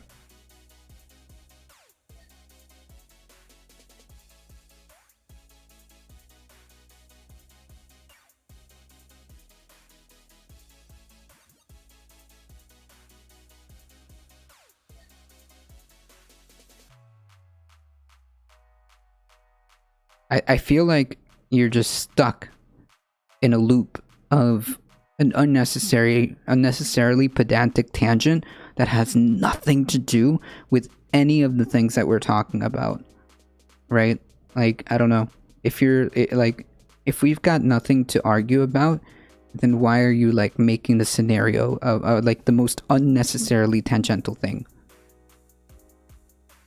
Like, why does that matter? What is like the quote complaining be so important? Or I don't know. Yeah, I complain that society's crumbling. I'm complaining that we can do better. Anyways. The stock record groove, capitalism is always good, go to college. Yeah, that's the problem. We think that this is the standard procedure, when in reality, it's already, it's already like a hamster wheel.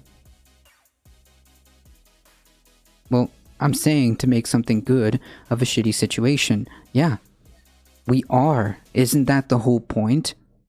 Wait, that's exactly what we're doing. We're trying to make good of the shitty situation by talking and by getting together people to coalesce and push and create political will to change said shitty situation.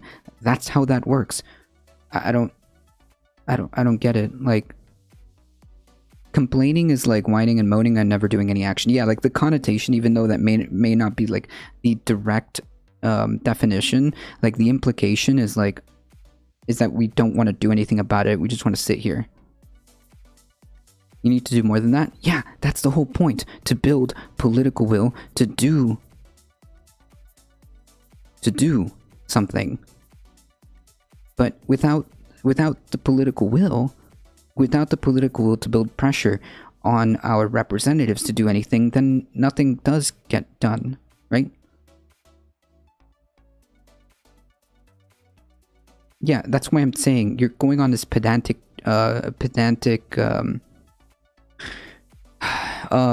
tangent that's unnecessary. You're right, we all need to do more. That's true. Some of us want to do community engagement, some of us do community action, some of us do electoralism, some of us are effectively mouthpieces to try to deliver information to people. That's what it is. Anyways, so the measure aims to collect data about traffic deaths, violent crime, and other public health concerns voiced by Republican lawmakers. So the point being is like, and I think that the most like related to violent crime with marijuana is like organized crime, which can be solved by just simply legalizing it.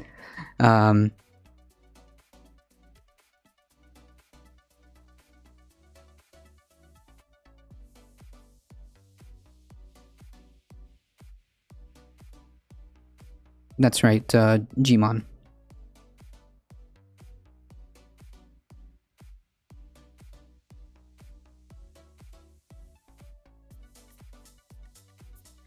No one's arguing against trying to always better yourself.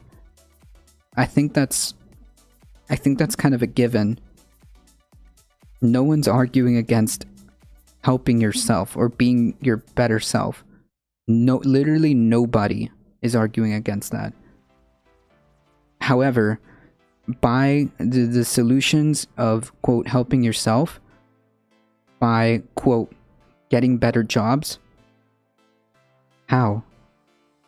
By mastering some trade? Okay. How much money is that? Learn carpentry, be an apprentice? Yeah, absolutely. How much money is that? Do you have the ability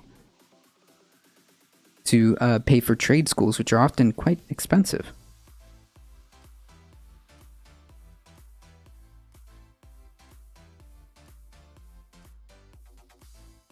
And furthermore, I just gave you an example. If your choices are Walmart, Amazon, or fast food, what choice is that really? If we had free college or trade schools, yeah, then, which is exactly my prescriptions to that. Food, housing, education, and healthcare. Those aren't your only options, then what? Then what do you do? Then what are you supposed to do? Move? That's not feasible. master a trade. You don't need college for that. It would be a big time, but it's not needed to succeed. Okay, how do you master a trade? That requires paying for trade school. Often trade schools are incredibly expensive.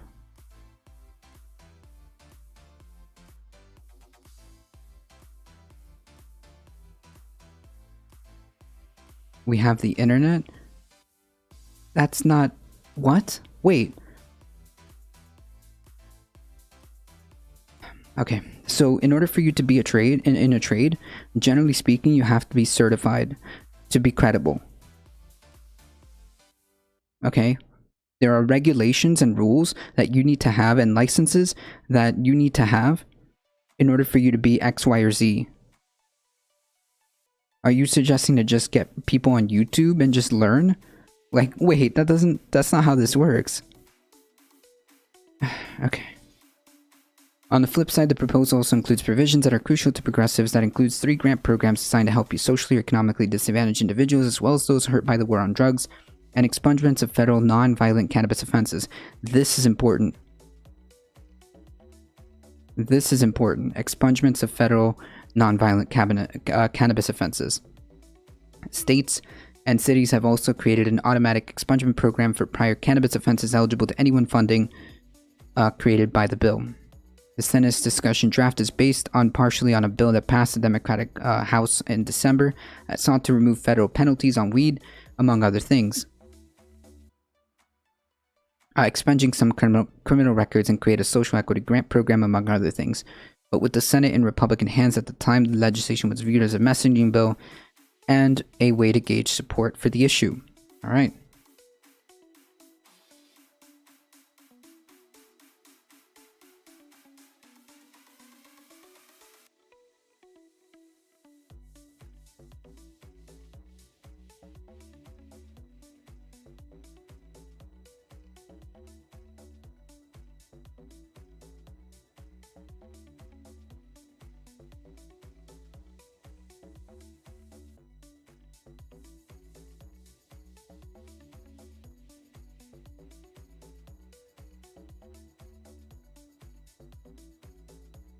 Hey, New Good, how's it going?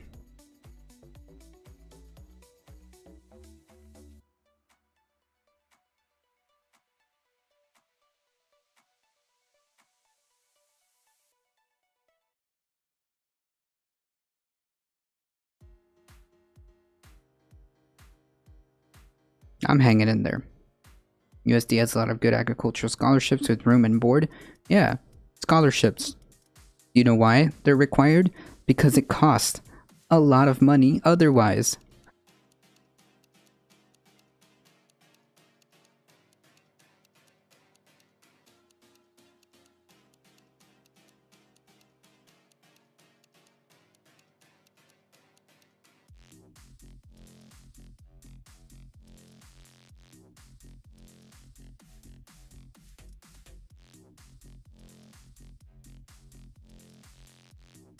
You're clearly not read of anything I said. So like basically like the idea that you should just like magically pick like this bootstraps mentality. The whole like thing is that it's impossible. Find roommates, make friends. Yeah, just do all these random things that happen for everybody. That's not how this works. The reality is if you want people to do better, you've got to give them the tools.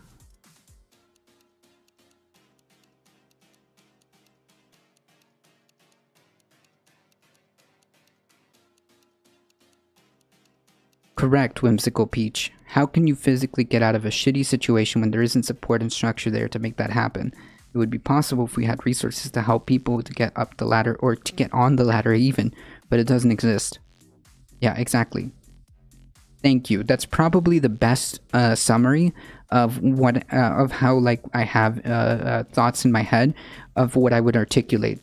You just put it in better words. How can you physically get out of a shitty situation when there isn't support and structure there to make it happen? This is why people should, as just a general like baseline is have food, housing, education, and healthcare. That's what I'm trying to do. Or advocate for. Anyways. Expunging criminal records and create a social equity program. I think that this is good. The House vote split mostly down party lines with some defections among moderate Democrats who joined Republicans and moved to support such broad reforms. Like, I don't get it. I don't get it. There's been dozens of states who have already legalized it, and more on the way. It is an outdated, useless prohibition. It didn't work with alcohol. It doesn't work with weed at all. And also, you're like cutting off organized crime's ability to make money and to have resources. So like, there's really only positives to legalizing and decriminalizing drugs, right? It's just as simple as that. And it's really frustrating that the federal government has like dragged its feet for decades to just try to do this.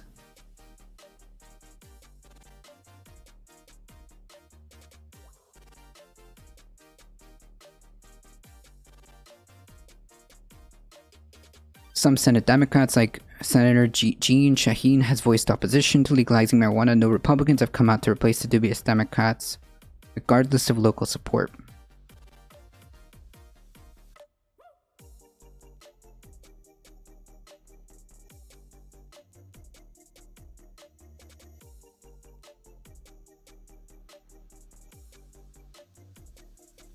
Wait. Hold on. This is like actually, like I don't even know like the words to say this other than this is unbelievably naive or just simply unbelievably stupid. Are you listening to yourself? Also, with minimum wage currently, maybe life would be easier if we didn't have bad habits, drinking or smoking.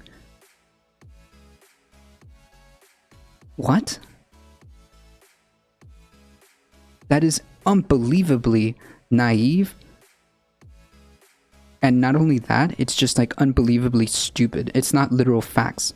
Like, that is unbelievably stupid. Are you listening to yourself? I make more than $15 an hour, okay? I do not have vices.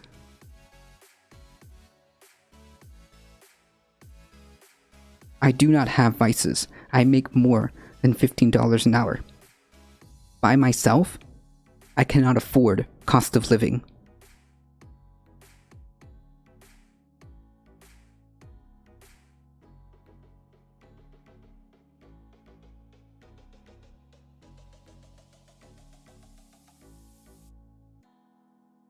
You're also assuming that everybody who's on minimum wage is also drinking or smoking. No, you're playing pedantic games with me. You're playing pedantic games with me.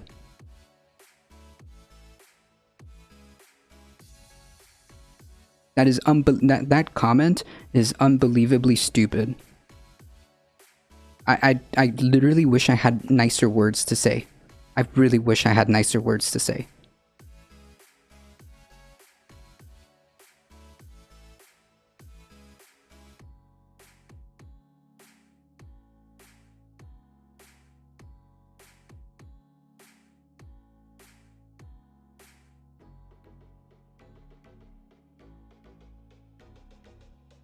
Anyways,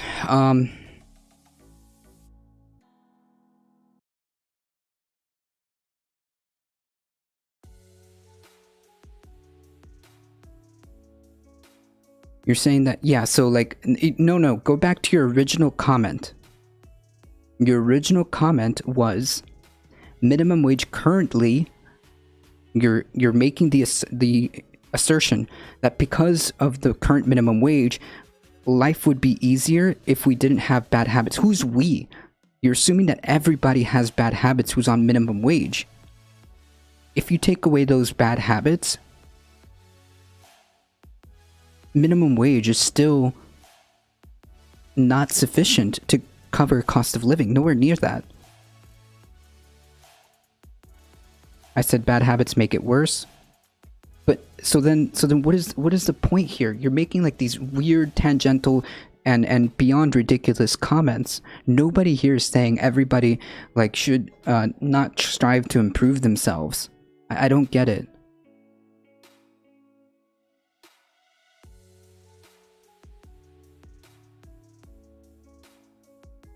Exactly, like people, like the assumption is like, oh well, I guess everybody who's on minimum wage is drinking or smoking. Okay, yeah, you know what else improves? Maybe life would be easier. Yeah, so you know what else makes your situation better financially? Not buying food because it would save you money. Like, what kind of like logic is that? I have a great financial great financial advice for you. Hey guys, if you want to better yourself financially, stop buying food because that costs money. The people who are doing it are making their situation worse. Okay. What? What is this unnecessary tangent? What does this have to do with anything?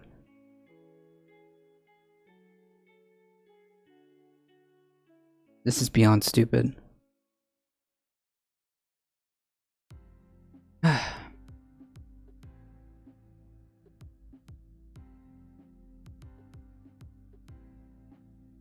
So let's take a look here.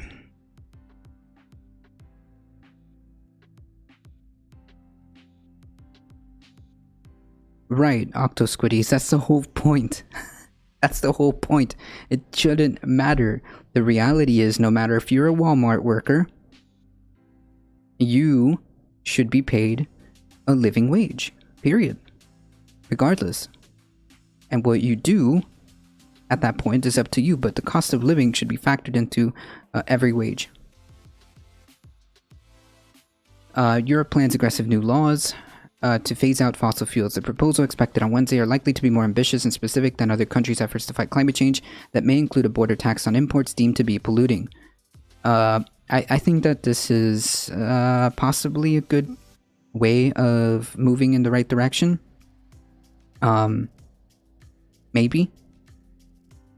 Maybe.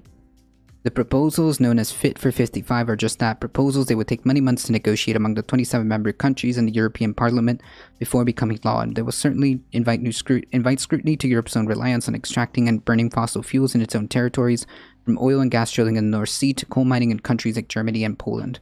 The most contentious element is something called the Border Carbon Adjustment Tax. It would impose tariffs on greenhouse gas emissions associated with products imported from outside the European Union. In effect, it would protect European countries from goods made in countries with less stringent climate policies. Among the products it would target, according to the draft leaked in June, are steel, cement, iron, and fertilizers. So...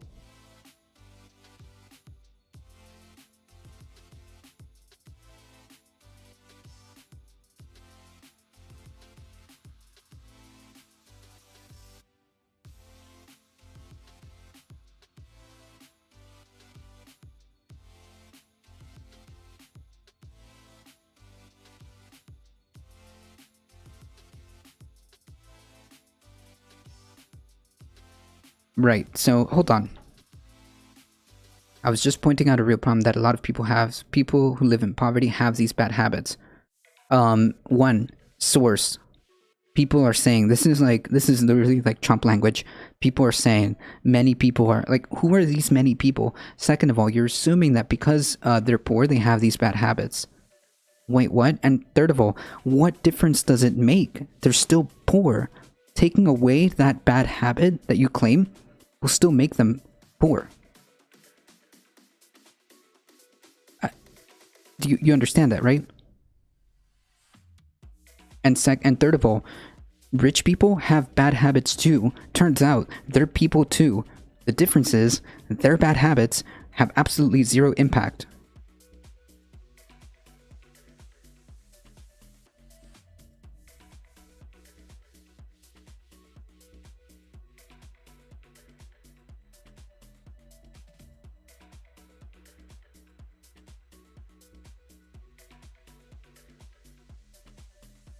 Just how people are more likely to have vices. That's why many rich people get drug problems.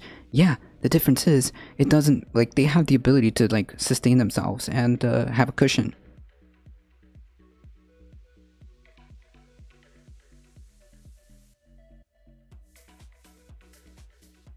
What difference does it make? Poor people will still be poor if you take away food, alcohol, and drugs. I don't get it.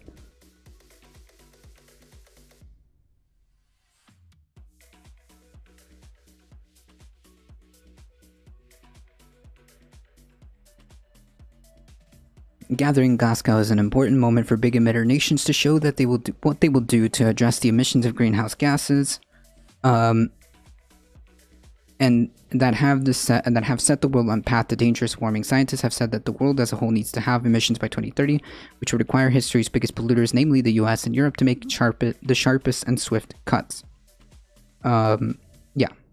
TLDR, if this doesn't happen, not good. Not good.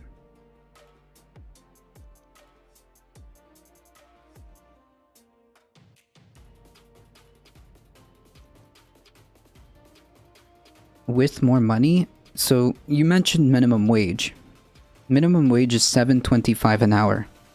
Explain to me how even keeping the total paycheck is somehow going to magically make people be in a better situation. Even if they kept 100% of that paycheck, used $0 for drugs and alcohol. Zero. Not a penny. They still can't afford basic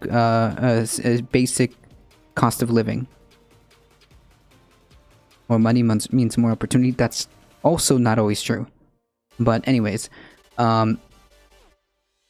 even if you kept, because you mentioned minimum wage, so that we don't mince words, you mentioned minimum wage, $7.25 an hour, depending on the state, I suppose.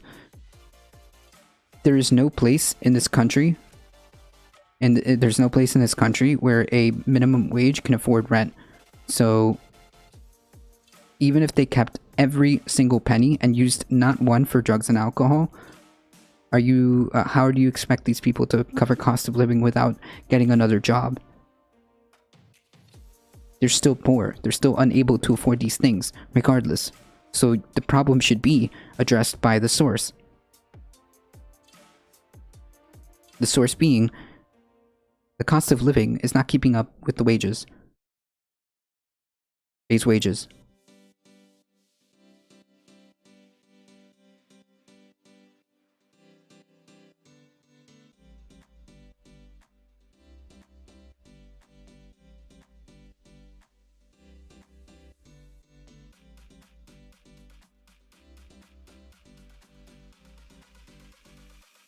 The point being is, I mean, like, even if you don't use a penny of that, it's still not solving the poverty issue.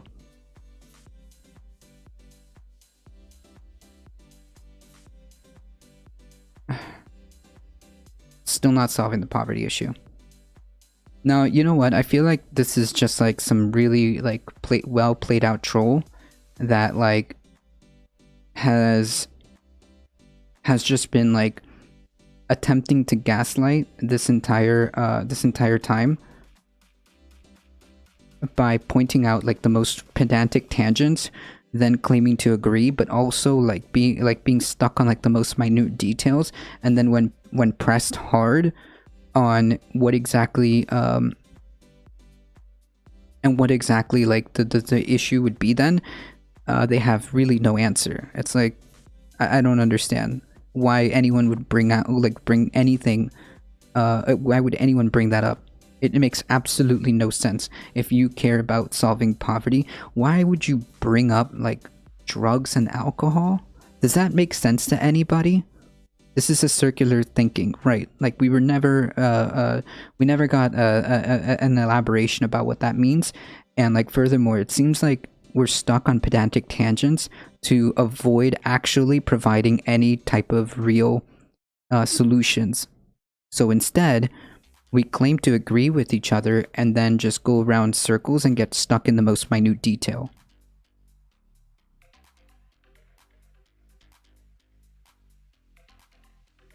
Yeah, it makes no sense. It makes no sense because, like, again, drugs and alcohol, take that out of the equation, you're still poor. What are you going to do?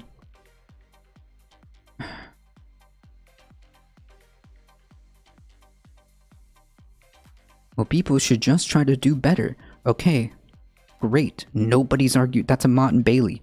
No one's arguing against that. It was either a really well played out gaslighting tool or a very ignorant person. Yeah, it's hard to tell, so I was trying to be as generous and trying to be as educated as educative as possible, but that's the only reason I kept them around as long as I did.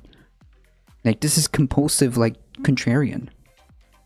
Compulsive contrarianism with no meaningful, like, it's all vapid at the end.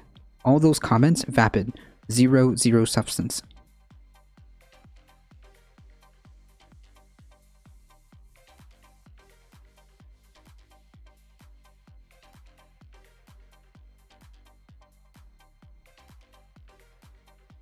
Right.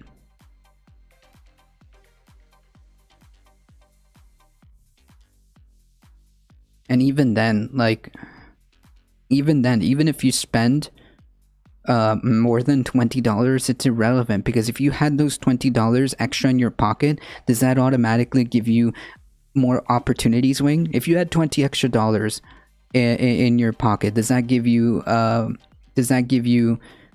magical does that give you like a magical plethora of opportunities because you had an extra $20 in your pocket? No. I don't get it. This like argument makes me like, it makes my head hurt. It really does. It makes no sense.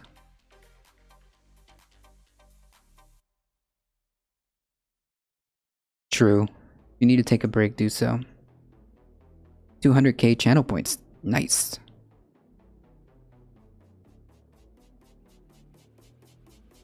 This is unbelievably frustrating. Anyways. That was enough of that. The TLDR of this is, I think the story that this is trying to say is that maybe, just maybe, we might get some action finally. However, this feels like more platitudes and more ways of stymieing down the public, right? Getting people to chill out and not worry about climate change. Oh, we're doing something about it. Look, here's our plan. Here's a proposal. And then, like, the next conference, like, oh yeah, here's the proposal. And then the next conference, like, yeah, we know, we got these X, Y, and Z proposals. $20 only works when everything is 1 or 5. I mean, like, even then, like, if you can't afford lunch, if you can't afford rent and cost of living on minimum wage, how does how does taking the drugs and alcohol factor out of it, how does that change that fact? It does not. It's just like some weird deflection. I hope a few seeds were planted. Listen, I tried. I gave the benefit of the doubt.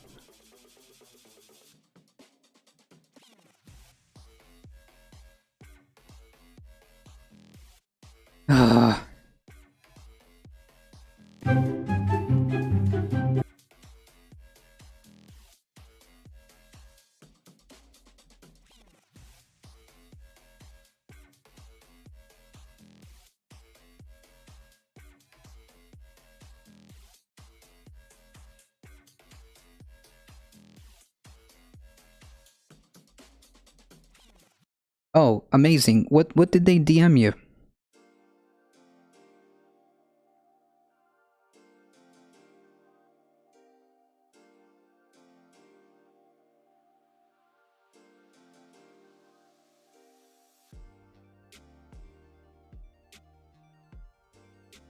If you're comfortable with sharing, or private message me so that I can deal with this. Was that a bucket of NaCl? I don't know.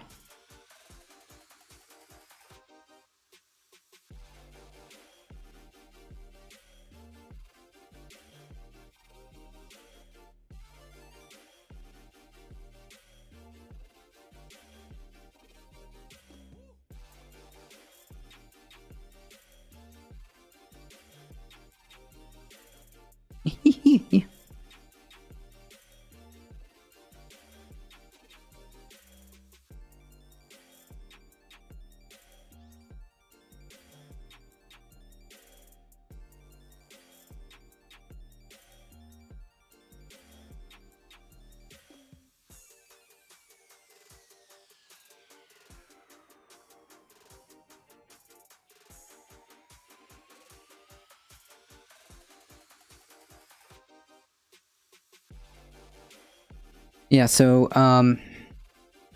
well, his timeout was a long time coming, even before that. Just to say, like, way before that.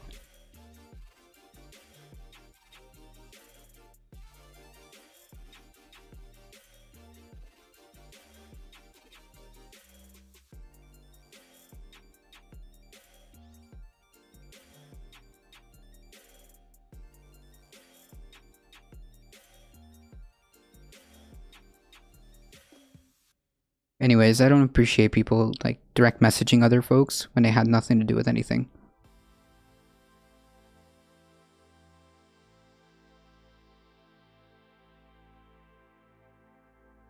When I first was introduced to the mind-shattering reality that everything I thought I knew about the world was just the tip of the iceberg and there was endless injustices, I reacted pretty much the same. I tried to make it sense. I tried to deny and make sense of it back in my head. Yeah, but, like, the thing is, the reality is, like, we, I mean, like, at that point, like, what are we supposed to do?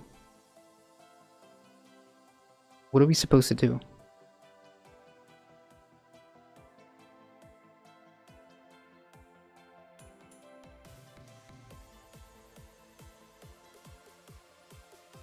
Like, I can't, like, elaborate any more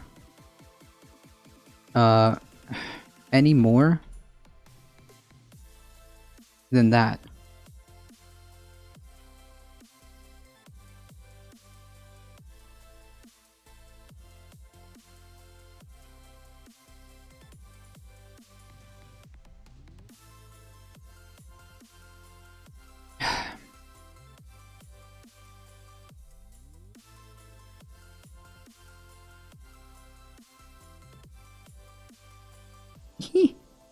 Here, I'll leave it at this.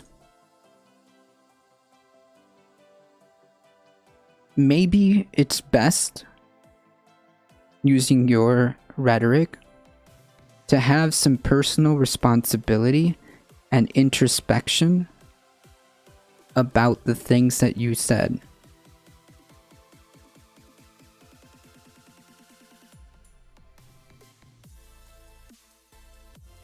And it's okay to be wrong. It's okay to be wrong. I've only got a few minutes here.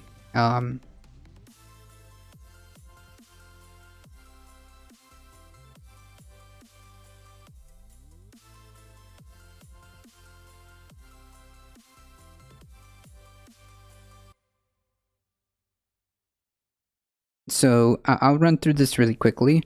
We've got a new conspiracy theory on the horizon, and the new conspiracy theory being perpetuated by Tucker Carlson is the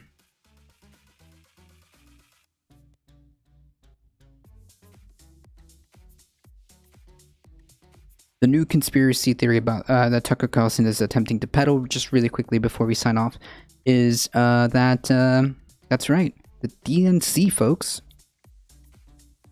The DNC is planning to engage fact checkers more aggressively and work with SMS carriers to dispel misinformation about vaccines that is sent over social media and text messages. The DNC is planning to censor any misinformation about vaccines you receive privately over text message. Huh. That's a bold claim.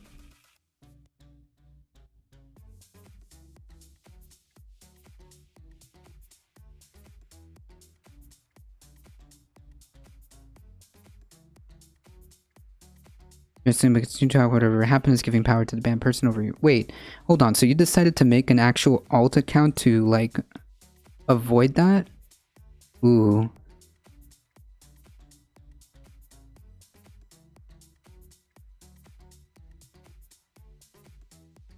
Oh, you have 20. Well, I guess we're gonna have to search and get rid of all of them.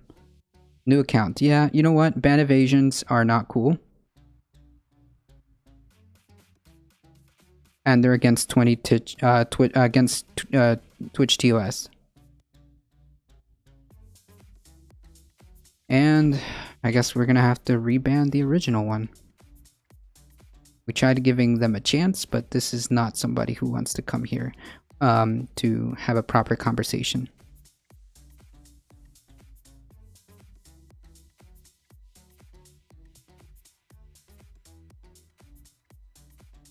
Ban evasion is against Twitch TOS. That's not like... I reported them? Yeah. So furthermore, why does somebody have 20 Twitch accounts? Are they expected? Are they expected to be banned? That's kind of weird. 20 Twitch accounts.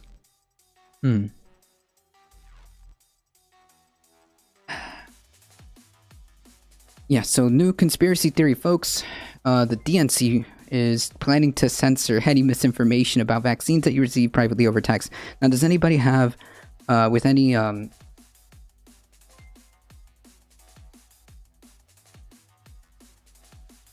with any common sense, does anybody think that this makes sense, that this is okay? Does anybody with any common sense think that this is actually reality?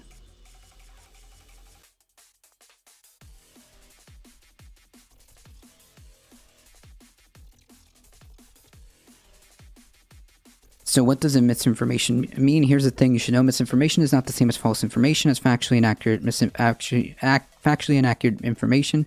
Misinformation can factually... Wait. So, just to be clear, what we're reading is Tucker Carlson's transcript. Misinformation can be factually true. Wait. That's literally not what that means. In fact, very often it's factually true and they're angry about it. Yeah, sure. The definition of misinformation is because it's not true.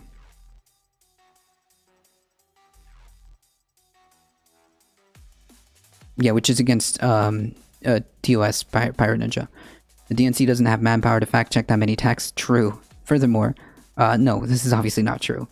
This is where it came from. Basically, the new conspiracy theory is because there was a comment made by the Biden administration that they were going to make a massive awareness campaign, just kind of like how you have a SMS text is like Amber Alerts for SMS, like the government sends you Amber Alerts. Well, it's the same concept, just the same concept, just with awareness about the COVID vaccine. That's it. That's literally what it is. You're just getting awareness. Can't contain info that have info is true, but put in context makes things uncertainty. Yes, true. So truth is not truth, and now truth is truth. Got it. All makes sense. Yeah, TLDR is that now that he's basically twisting something that happens that should have been normal into like this massive conspiracy theory that the DNC is on. Like info on where to get one. True. For instance, yeah, that's true. Right, so it's not like any type of like censoring or anything like that of your text messages, okay? It's all it is a massive awareness campaign, including door-to-door awareness campaigns, to try to get people vaccinated. On that note, guys, thank you guys so much for hanging out. We did it. I appreciate all of you guys hanging out. You guys are what makes this show grow. If you guys enjoy the content, don't forget to follow. Don't forget to do the YouTubes. Don't forget to like, comment, share, subscribe. Don't forget to join the Discords and join us on TikTok because we're hipping and hopping on the TikTok, all right? Thank you guys. Please, we're here tomorrow, 9 a.m. to 11 a.m. Eastern Time, doing news and politics. Please spread the word that this is a chill place to be. Again, follow, subscribe, do the thing. I appreciate you guys. You guys are what makes this channel grow. As always, I love you all. Take care of each other. Please stay safe. And I hope to see you guys in the next one. See ya! That time already? Yeah, time flies when you're having fun. Right, spread it forward. Lost Sioux. Oh, yeah, let's go to Lost Sioux.